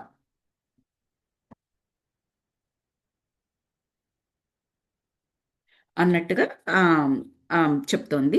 చనిపోయిన తర్వాత తిరిగి భౌతిక దేహంలోనికి ప్రవేశించడం అసంభవం ఏమీ కాదు. అదేమంత కష్టమైన పని కూడా కాదు. సూక్ష్మలోకాలకు మన ప్రపంచానికి మధ్య ఉన్న అగోచరమగు అడ్డుగోడను దాటి రావడము ఏమంత కష్టం కాదు. పునరుజ్జీవనం అంటే లియోనారా చెప్పినట్లు కల్పనా ప్రపంచంలో కనిపించే చిక్కుముడిని పోగు తర్వాత పోగును నెమ్మదిగా అంచెలంచెలుగా విడదీసినట్లుగా నన్ను నేను ఒక రూపంలోనికి కేంద్రీకరించుకోవడమే. ఈ రూపాంతర క్రమం నిజానికి మనం రోజూ చేస్తున్నదే. మళ్ళీ పాఠకుల గురించి రాసింది ఈ పారాగ్రాఫు. చనిపోయిన తర్వాత భౌతిక దేహంలోకి తిరిగి ప్రవేశించడం అంత అసంభవమైన విషయం కాదు. మామూలు వాళ్ళకు అసంభవమేమోలే, కానీ ఇలా ఇలా ఏమంటారు, అతీంద్రియ శక్తి అని చెప్పలేం దీన్ని, ఆధ్యాత్మిక శక్తి, అపారమైన ఆధ్యాత్మిక శక్తి అండ్ వాళ్ళ యొక్క ఆశయం ఏదైతే ఉందో ఆ కోరిక, ఆ కోరిక వెనకాల స్వార్థం ఉందా నిస్వార్థం ఉందా ఇవన్నీ ఉంటాయి మాస్టర్స్. అలా ఉన్నప్పుడు వాళ్ళు మళ్ళీ బ్యాక్ రావడం అనేది అంత అసంభవము అని చెప్పుకునే సంఘటన ఏమీ కాదు. లియోనారా అంటే ఫస్ట్ నుంచి వింటున్న వాళ్ళందరికీ గుర్తుండి ఉంటుంది, మన రిచర్డ్ అండ్ లెస్లీ ప్యారిస్ యొక్క భవిష్యత్ స్వరూపం. మన భాషలో చెప్పాలంటే దేవుడు అని అనుకోవచ్చు మనము. భూత భవిష్యత్ వర్తమాన కాలాలు తెలుస్తాయి, ఇంకొక తలంలో ఉంటుంది, తనకు మొత్తం తెలుస్తుంది అనమాట లియోనారాకి. సో సూక్ష్మలోకాలకి మన ప్రపంచానికి మధ్య ఉన్న అగోచరమగు అడ్డుగోడను మనము ఈ ఈ బాడీ వదిలేసిన తర్వాత ఆత్మ ఎక్కడికి వెళ్తుందంటే సూక్ష్మలోకాలకి. అక్కడ బాడీస్ ఉండవు, ఓన్లీ ఈ ఆత్మలే ఉంటాయి అన్నమాట ఆ సూక్ష్మలోకాలలో. సో ఆ దానికి మన లోకానికి మధ్యలో అగోచరమగు మనకు కనపడదు ఆ గోడ ఉంటుంది.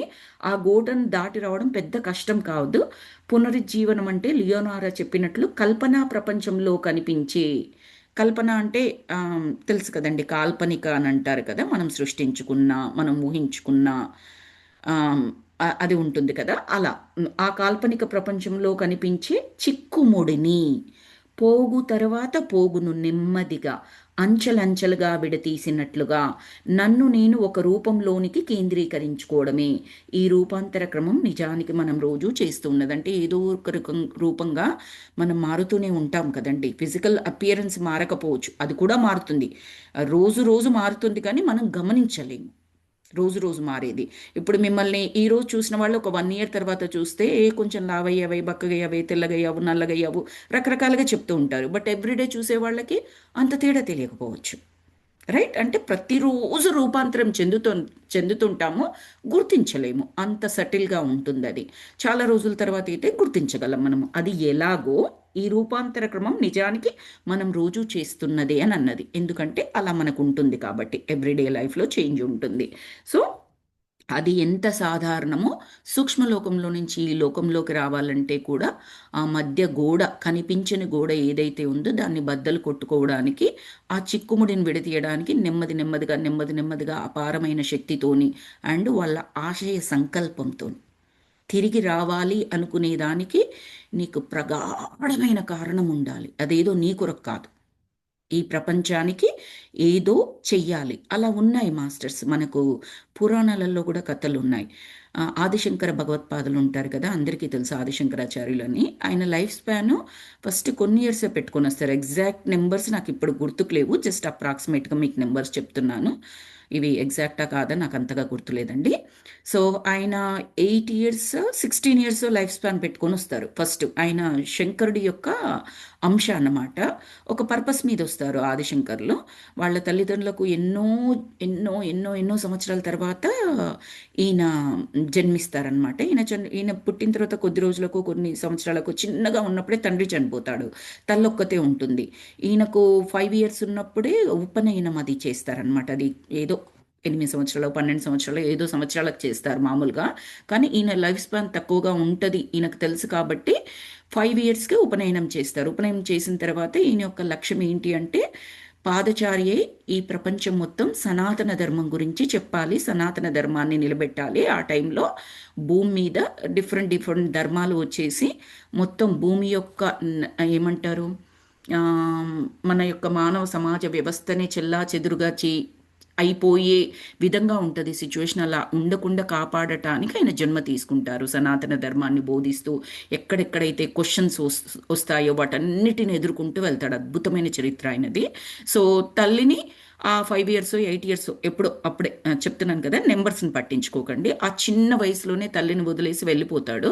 తల్లి అడుగుద్ది, ఎలా బాబు నేను ఒక్కదాన్నే ఉన్నాను, నువ్వు ఎలా వెళ్ళిపోతుంటే, నువ్వు ఎన్ని క్షణం నువ్వు తలుచుకున్నప్పుడు నేను వస్తాను, అంటే నీ లాస్ట్ రైట్స్ సన్యాసి చేయకూడదు, కానీ నీ లాస్ట్ రైట్స్ నేనే చేస్తానమ్మా అని చెప్తాడనమాట ఆయన. సో ఆయన ఫస్ట్ 16 ఇయర్స్ 8 ఇయర్స్ ఎంతో పెట్టుకొని వస్తాడు కదా లైఫ్ స్పాన్, తర్వాత పెంచుకుంటాడు దాన్ని. బికాస్ ఏదైతే ఉందో అది ఆ లోపల అవ్వదనమాట, అది సాధించడానికి లైఫ్ స్పాన్ పెరుగుతుంది ఆయనది. 16 ఇయర్స్కో 32 ఇయర్స్కో సంథింగ్ లైక్ దట్. అది అది చదివితే కరెక్ట్గా నెంబర్స్ మనకు తెలుస్తాయి. అలా పెంచుకుంటాడు ఆయన. అక్కడ ఎందుకు పెంచబడింది ఆయనకి? ఆశయం. అందులో ఎక్కడ స్వార్థం లేదు. అలా ఉన్నప్పుడు అది మళ్ళీ వాళ్ళకి పెంచుకోవడానికి అవకాశం ఉంటుంది. పెంచుకోవడానికి అవకాశం ఉంటుందంటే ఇప్పుడు మరణం నుంచి మళ్ళీ జీవితంలోకి వచ్చినట్టు మన లెస్లీ చెప్పిన ప్రకారం. ఓకే. ఆ కింద ఉన్న వాళ్ళకు చూస్తే వీడు మరణించాడు, మరణించిన తర్వాత మళ్ళీ బతికాడు అన్నట్టుగా ఏమీ తెలియదు. చచ్చి బతికాడు రా బాబు వీడు అని అంటారనమాట ఆ విధంగా. సో చివరకు నేను నా ప్రియ రిచర్డ్ని తాను వాస్తవమని భావిస్తున్న ఒకానొక ప్రత్యామ్నాయ ప్రపంచంలో తిరిగి కనుగొన్నాను. అతను నా సమాధిపై పడి దుఃఖిస్తున్నాడు. అతని ఆవేదన అతని చుట్టూ గట్టిగా గూడు కట్టుకుని ఉన్నది. నేను పక్కనే ఉన్నప్పటికీ అతను నన్ను చూడలేకపోతున్నాడు, నా మాట వినలేకపోతున్నాడు. అతన్ని ఆవరించున్న వేదనా కుడ్యాన్ని బలంగా నెట్టుతూ రిచర్డ్ అని పిలిచాను. కానీ ఎటువంటి ప్రతిస్పందన లేదు. రిచర్డ్, నేను ఇక్కడ ఉన్నాను అని గట్టిగా అరిచా. అతను ఇంకా దుఃఖిస్తూ ఉన్నాడు. రిచర్డ్, ఇప్పుడు నేను నీ పక్కనే ఉన్నాను, నిజం. నీవు నిద్రలో ఉన్నా మెలకువలో ఉన్నా అనుక్షణం నీతోనే ఇక ఉంటాను. మనం విడిపోయాము అన్నది కేవలం నీ విశ్వాసమే తప్ప నిజానికి మనం విడిపోలేదు. కొంతసేపటికి అతను నిస్తేజంగా లేచి నిలబడి భారంగా అడుగులు వేసుకుంటూ తనను ఆవరించిన వేదనా కుడ్యంతో పాటుగా తన ఇంటి వైపు సాగాడు. ఇదివరకే వాస్తవమై ఉన్న ఉషోదయాన్ని చూడటానికి ప్రపంచం సిద్ధపడటాన్ని చీకటి అంటామని ఆ సాయం సంధ్య వేళ అతనితో ఎంతగా ఘోషించినా అతను వినిపించుకోలేదు. అద్భుతమైన పోయిటరీ మాస్టర్స్ ఇక్కడ.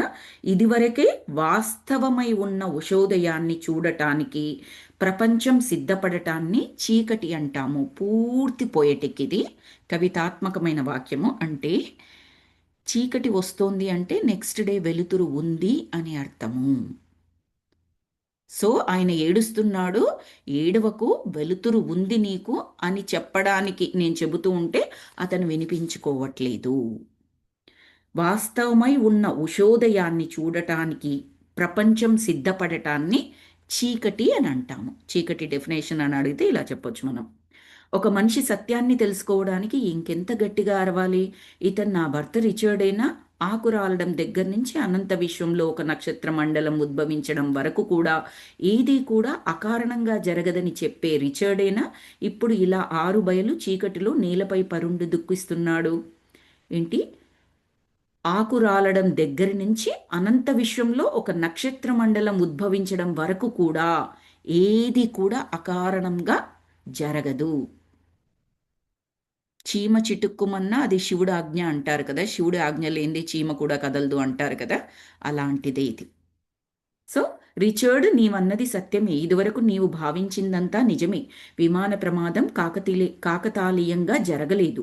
విశ్వచిత్రంలో ఇది ఒక భాగమే. మనం తిరిగి కలుసుకోవడానికి నీకేమి అవసరమో నీకు ఇదివరకే బాగా తెలుసు. గుర్తుందా? నీ మనసుని ఒకసారి కేంద్రీకరించు అతనితో చెప్పాను. మళ్ళీ మనసుని ఏకాగ్రతగా కేంద్రీకరించు అని చెప్తోంది. ఏదో స్ఫురించిన వాడిలా తన్ను ఆవరించిన అజ్ఞాన కుడ్యాన్ని బద్దలు చేయడానికి అన్నట్లుగా పిడికిలి బిగించాడు. మన కథ పూర్తి కాలేదు, మనం అంతం కాలేదు. మనం కలిసి సాధించాల్సింది ఇంకా ఎంతో ఉంది ఈ జీవితంలో. నీవనుకుంటే నీవిప్పుడే మారగలవు. నీవు ఈ క్షణమే మారగలవు రిచర్డ్, అతనికి గట్టిగా అరిచి చెప్పాను. అతనిని ఆవరించిన అజ్ఞాన కుడ్యం బీటలు వారి క్రమంగా శిథిలమవ్వసాగింది. నేను నా కళ్ళు మూసుకొని నా సర్వశక్తులు కూడగట్టుకుని ఏకాగ్రతతో మనసును కేంద్రీకరించాను. ఇరువురము కూడా చక్కగా ఉన్న మా విమానం కాక్పిట్లో కూర్చొని కల్పనా ప్రపంచంపై పయనిస్తున్నట్లుగా కనిపించింది. తిరిగి మేము కలిసినట్లు నాలో భావన కలగగా బాధ, వేదన, ఎడబాటు అన్నీ కూడా మటుమాయం అయ్యాయి. అతనిలోనూ అదే భావన కలిగింది. శక్తినంతా కేంద్రీకరించి థ్రాటిల్ని ముందుకు నెట్టడానికి అతను ప్రయత్నిస్తున్నాడు. అతని కళ్ళు మూసుకొని ఉన్నాయి. అతనిలో ప్రతి అణువు కూడా కంపిస్తూ ఆ చిన్ని పరికరంపై కేంద్రీకరింపబడ్డాయి. ఇదివరకు తననెవరో హిప్నటైజ్ చేసినట్లు ఇప్పుడు పూర్తిగా తన సంకల్ప బలంతో ఆ భ్రమలో నుంచి బయటపడుతున్నాడు అతను. తనలోని లోహ సమాన మిథ్యా విశ్వాసాన్ని పటాపంచలు చేయడానికి తనలోని సర్వశక్తులు కూడగట్టుకుంటున్నాడు. క్రమంగా అతని అపనమ్మకాలు కరిగిపోసాగాయి. నా హృదయం అతని కోసం స్పందిస్తోంది. నా సంకల్ప బలాన్ని కూడా అతని సంకల్ప బలానికి చేర్చాను నేను. రిచర్డ్, నేను మరణించలేదు. ఈ క్షణం నేను నీతో పాటే ఉన్నాను. మనం కలిసి ఉన్నాము, విడిపోలేదు. అతనిని ఆవరించి ఉన్న అదృశ్య కుడ్యం బద్దలవ్వగా విమానం ఇంజన్ రొదతో కాక్పిట్లో సూచికలు అన్నీ మళ్ళీ కంపించసాగాయి. అంటే విమానంలో ఉన్న నీడిల్స్ అవన్నీ ఉంటాయి కదండి, ఆ రీడింగ్ చేసేవి అవన్నీ కూడా అవన్నీ మళ్ళీ కదలడం మొదలుపెట్టాయి. అతను ఊపిరి బిగబట్టాడు. అతని మెడపై రక్తనాళాలు ఉబ్బాయి. అతని దవడ కండరం బిగిసింది. తాను ఏదైతే ఇప్పుడు సత్యంగా భావిస్తున్నాడో దానికోసం కుస్తీ పడుతున్నాడు. విమాన ప్రమాదాన్ని తాను వాస్తవమైనదిగా స్వీకరించడం లేదు. కంటికి ఎదురుగా కనిపిస్తున్న నా మరణ సాక్ష్యాలని పక్కకు తోసివేసి నేను సజీవురాలునుగా గాఢంగా విశ్వసించాడు. రిచర్డ్, దయచేసి ఇది నమ్ము, ఈ నిజాన్ని నమ్ము. ఇప్పటికీ మనం కలిసే విమానంలో ప్రయాణిస్తున్నాం అని గట్టిగా అరిచి చెప్పాను.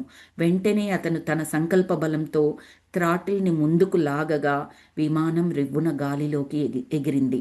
ఆ క్షణాన అతడిని చూస్తూ ఉంటే ఎంతో ఆనందంగా ఉంది నాకు. విమాన సముద్రం అలలను వీడి గాలిలోకి ప్రవేశించి నెమ్మదిగా కళ్ళు తెరిచాడు.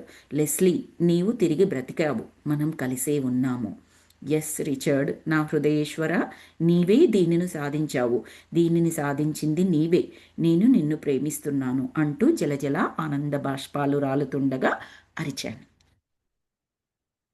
ఇది మాస్టర్స్ 17th చాప్టర్ ఇక్కడ అయిపోయింది. బేసికల్లీ ఏం జరిగింది అంటే, నేను ఫస్ట్లో చదువుకుంటూ వెళ్ళిపోయాను, మధ్యలో ఎందుకు ఆపలేదు అంటే, లాస్ట్ చాప్టర్కి కైండ్ ఆఫ్ ఒక రకంగా మాట్లాడుకుంటే ఇది ఆపోజిట్ వే. ఆపోజిట్ అంటే వ్యతిరేకము అని మీ కాదు. వాయిస్ రావట్లేదండి, స్టక్ హలో అయిపోయింది. హలో, ఇప్పుడండి, ఇప్పుడు ఓకేనా? హలో స్వప్న గారు, ఇప్పుడు వినిపిస్తుందా? హలో, ఇప్పుడు ఇప్పుడు ఇప్పుడు నాది వినిపిస్తుందండి. అన్స్టేబుల్ కనెక్షన్ అని వచ్చిందండి. ఇంతవరకు ఓకే కదా? నేను చాప్టర్ ఓకే. ఎండ్ చేసేంత వరకు yeah yeah okay. 7th chapter finish అయిపోయింది అనే వరకు 17th వచ్చింది. 17th chapter okay. నాదొక డౌట్ ఉంది.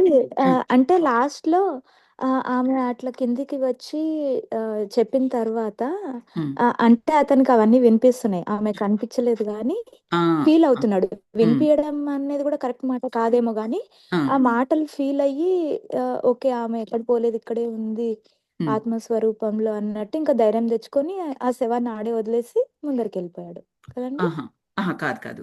అప్పటి వరకేమో ఆమె చనిపోయింది అని చెప్పేసి అది నమ్మాడు. నమ్మి ఏడ్చి బాధపడి మొత్తం ఆ దుఃఖంతో ఇంకా దేని మీద కేంద్రీకరించకుండా ఉంటే, ఈవిడ అతని కొరకు తిరిగి వచ్చింది. నేను ఉన్నాను అనే నిజాన్ని మనసు పూర్తిగా కేంద్రీకరించి విశ్వాసంగా ఉండు, అప్పుడు నేను ఉన్నాను అనేది మన విశ్వాసమే మనకు నిజమవుతుంది అనమాట.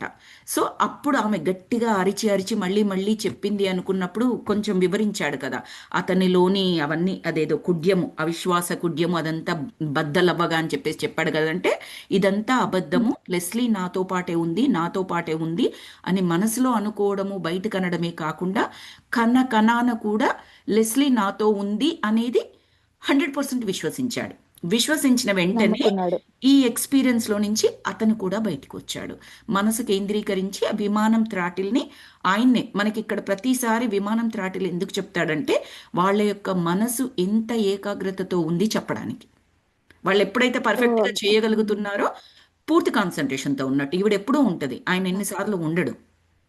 అవును, యా. ఇప్పుడు లాస్ట్ పేజ్లో కూడా మనసు కేంద్రీకృతం అయ్యింది ఆయనకి, థ్రాటిల్ని ముందుకు లేపాడు, అలల మీదుగా విమానం పైకి లేచింది, రీడింగ్స్ అన్నీ కనిపించాయి ఆ మీటర్లో, అవన్నీ రాశారు కదా. అవును, యా. సో ఈ 2 చాప్టర్స్ ద్వారా ఏం చెబుతున్నారంటే, వారిద్దరికీ ఒకరి మీద ఒకరికున్న ప్రేమ శక్తి కేవలం భార్యాభర్తలుగా ఫిజికల్ ఇంటిమసీ కొరకు లేదా ఒకరిని విడిచి ఒకరు ఉండలేని ఈ భౌతికమైన ప్రేమ కొరకు అలా కాదు. ఇక్కడ ఇద్దరు కలిసి జీవన ప్రయాణం చేస్తూ ఏమి సాధించాలి ఈ చాప్టర్లో మరింత క్లియర్గా చెప్పారు. లెస్లీ పైన ఉన్నప్పుడే రిచర్డ్ యొక్క అనుభవాలు లాస్ట్ వీక్ చెప్పుకున్నాము. లెస్లీ పైన ఉన్న యా. లెస్లీ అనుభవాలు ఈ వీక్ చెప్పుకున్నాము. దాని ద్వారా ఏం తెలుసుకున్నాము ఈ వీక్లో అంటే, మరణం తర్వాత పైన ఎలా ఉండబోతుంది. ఇంకొకటి కూడా ఇక్కడ క్లియర్గా ఏమర్థమవుతుందంటే, ఆమెకి తమ్ముడు ఎందుకు చనిపోయాడు అన్న బాధ, క్వశ్చన్స్ చాలా ఉన్నాయి కదా, అవి పటాపంచలు అయిపోయాయి. ఆ ఎక్స్పీరియన్స్ కూడా పొందడానికి ఈ అనుభవంలోకి వచ్చారు వాళ్ళు. మరణం తర్వాత ఎలా ఉంటుంది అనుభవము ఆమె ఎక్స్పీరియన్స్ చేసింది. మన రిచర్డ్కి అనుభవమే. ఎలా అనుభవం అంటే ఆయన చాలా పుస్తకాలు చదివాడు. ఆ విధంగా మరణం తర్వాత ఎలా ఉంటుందని ఆయన మరణించకపోయినా ఆయన క్లియర్గా తెలుసు. మన లెస్లీ మాత్రం మరణించి తెలుసుకుంది. అక్కడ ఇద్దరిని ప్రేమైన వ్యక్తుల్ని బాగా లోపట వాళ్ళ గురించి ఆలోచించే వ్యక్తుల్ని కలుసుకుంది. తనలో గూడు కట్టుకున్న విషాదాన్ని తొలగించుకుంది. తమ్ముడి చావు కారణం ఏంటో తెలిసింది ఆమెకి. అది కూడా ఎలా చెప్పుకోవచ్చు అంటే మనసులో దేని గురించైనా క్వశ్చన్ ఉంటే సాధించగలం. పైలోకాలకు వెళ్ళి దాని ఆన్సర్ కనుక్కొని రాగలము. అది డ్రీమ్లోనా మెడిటేషన్లోనా ఎలాగైనా సరే. ఓకే. అది అక్కడ రైట్. చెప్పడం. నేను అందుకే అక్కడ చెప్పాను కదా, ఓకే. పటాపంచలు అయ్యాయి ఆమెలో ఉన్న సందేహాలన్నీ కూడా. ఎన్నో దృఢ ఏళ్లుగా మెలిపెడుతూ సంకల్పంతో ఉన్నాయి. ఉండాలి ఆ అయితే. మెలిపెడుతూ ఉన్నాయి ఎన్నో సంవత్సరాలుగా. తమ్ముడు ఎందుకు చనిపోయాడు, ఎందుకు అలాంటి ఎంపిక చేసుకున్నాడు, ఆయన ద్వారా వినిందనమాట. బయటికి నవ్వుతూనే ఉండేవాడిని కానీ నేను అనర్హుణ్ణి భావించాను. నేను జీవితాన్ని కొనసాగించడానికి అనర్హుణ్ణి కాదు, ఎవరు ప్రేమను పొందడానికి అనర్హుణ్ణి సారీ ఎవరు ప్రేమను పొందడానికి అర్హుణ్ణి కాను అని అనుకున్నాను కాబట్టి చనిపోయాను. ఉంటే బాగుండేది అని ఇంకా తమ్ముడిని కలుసుకోవడం మాట్లాడుకోవడం అదంతా ఆమెకి హ్యాపీగా అనిపించింది అనమాట. అంటే అది క్లియర్ కానీ అయిపోయింది. ఇప్పుడైతే ఇప్పుడైతే ఆమె లేనట్టే గదండీ! లేదు లేదు, ఇప్పుడు ఉన్నది. అంటే ఇది ఆమె ఎక్స్పీరియన్స్. నిజంగంటే ఇది ఓన్లీ అంటే పోయింది మళ్ళీ ఎక్స్పీరియన్స్. వచ్చింది. ఎక్స్పీరియన్స్. ఇది మళ్ళీ మిగతా ఎక్స్పీరియన్సెస్ ఎలాగో వాళ్ళు ఫస్ట్ నుంచి చదువుతున్న చాప్టర్స్లో ఎలాగైతే ఒక ఎక్స్పీరియన్సో ఇది కూడా అలాంటి ఒక ఎక్స్పీరియన్స్. అలాంటి కానీ చాలా మరణం. ట్రిక్కీగుంది అసలు ఈ కాన్సెప్ట్. అందుకే నేను మధ్యలో స్టాప్ చెయ్యను, చదువుకుంటూ వెళ్ళిపోతాను. లాస్ట్ వీక్ది గుర్తుండే ఉంటది, చదువుకుంటూ వెళ్ళిపోతే మీరు కనెక్ట్ చేసుకుంటారు అనుకున్నాను. మరి అతను ఏడవడము అదంతా అయితే జరిగింది అది కదండీ! కూడా ఇప్పుడు ఈరోజు అది చదివి అది కూడా వాళ్ళ ఎక్స్పీరియన్సే. ఆయన కేంద్రీకృతం చేయలేకపోయాడు విమానం థ్రాటిల్ని అని ఫస్ట్‌లో చెప్పారు కదా! ఆ తర్వాతే ఫస్ట్ ఈమె అవును. ముందుకు లాగింది. నువ్వు మళ్ళీ హ్మ్, సారీ, ఈమె ముందుకు లాగింది. తర్వాత నువ్వు కేంద్రీకరించు, మనసు కేంద్రీకరిస్తే నీకొస్తుంది రిచర్డ్ అని చెప్తే, సరే నేను చేస్తాను అనగానే ఈమె వెనక్కి లాగితేనే కదా ఆయన ముందుకు లాగగలడు. మళ్ళీ బ్యాక్ పొజిషన్‌లో పెట్టాలి కదా! ఆ బ్యాక్ పొజిషన్‌లో పెట్టేటప్పటికి ప్రమాదం జరిగినట్టుగా వచ్చింది మనకి. అంటే అక్కడ వీళ్ళ మెడిటేషన్ ఎక్స్పీరియన్స్ స్టార్ట్ అయిపోయింది ఇద్దరికి. ఆ ఎక్స్పీరియన్స్‌లో ఓకే.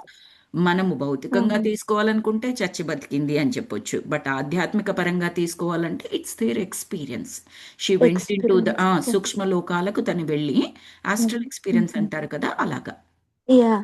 అలా ఎందుకు జరిగిందంటే, ఆమె ఒక ఎన్నో ఏండ్ల నుండి తమ్ముడు గురించి ఆ! అనుకుంటుంది. అది క్లియర్ అవ్వాలని. అది.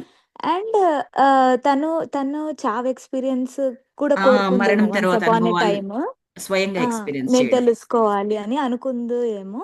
హ్మ్. అది గూడా దానికోసం గూడా అయింది అని మనం అయ్యింది. అట్లా ప్లస్ తెలుసుకోవాలి. సో పాఠకులకు ఏం చెప్పాలి అనుకున్నారు అంటే, మన యొక్క ప్రేమ శక్తి మరియు మనకి ఏదైతే సంకల్పం ఉంటుందో, నిస్వార్థమైన సంకల్పం, దాని గురించి ఆ సూక్ష్మ లోకాల నుంచి బ్యాక్ మళ్ళీ మనం రాగలము అని చెప్పడం అన్నమాట. నేను ఆదిశంకర్ల గురించి చెప్పాను కదా! అది. ఆ! యాహ్! యాహ్! హ్మ్. ఓకే. అక్కడ మనం చెప్పుకుంటే ఏంటి, పురాణంలో కథ చెప్పుకున్న దేవుళ్ళకి సంబంధించింది, అది మనలాంటి వాళ్ళకి హిందీ కాదు అనుకుంటాము. యాహ్!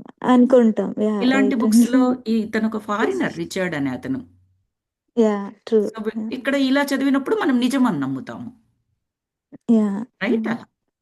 కరెక్ట్ అండి. హ్మ్. బావుంది అసలు ఈ స్టోరీ. అంటే చాలా డిఫరెంట్ విషయాలు లైక్ తెలుసు. పురాణంలో విన్నది, ఇంకా ఏదో మూవీస్‌లో చూసింది. హ్మ్. ఓకే. అదంతా ఊకే కల్పితం గాదు. నిజమే. ఆ! అదంతా మనకు జరిగితే అర్థం నిజంగంటే చేసుకోలేము. అవుతది. యాహ్! కరెక్టే అండి అది. ఆహ్, జస్ట్ కొన్ని డికేడ్స్‌లో క్వాంటమ్ మెకానిక్స్ ఎప్పుడైతే డెవలప్ అవుతుందో, మన ముందు జనరేషన్స్‌కి I hope they will be able to understand at least few concepts of it అండి.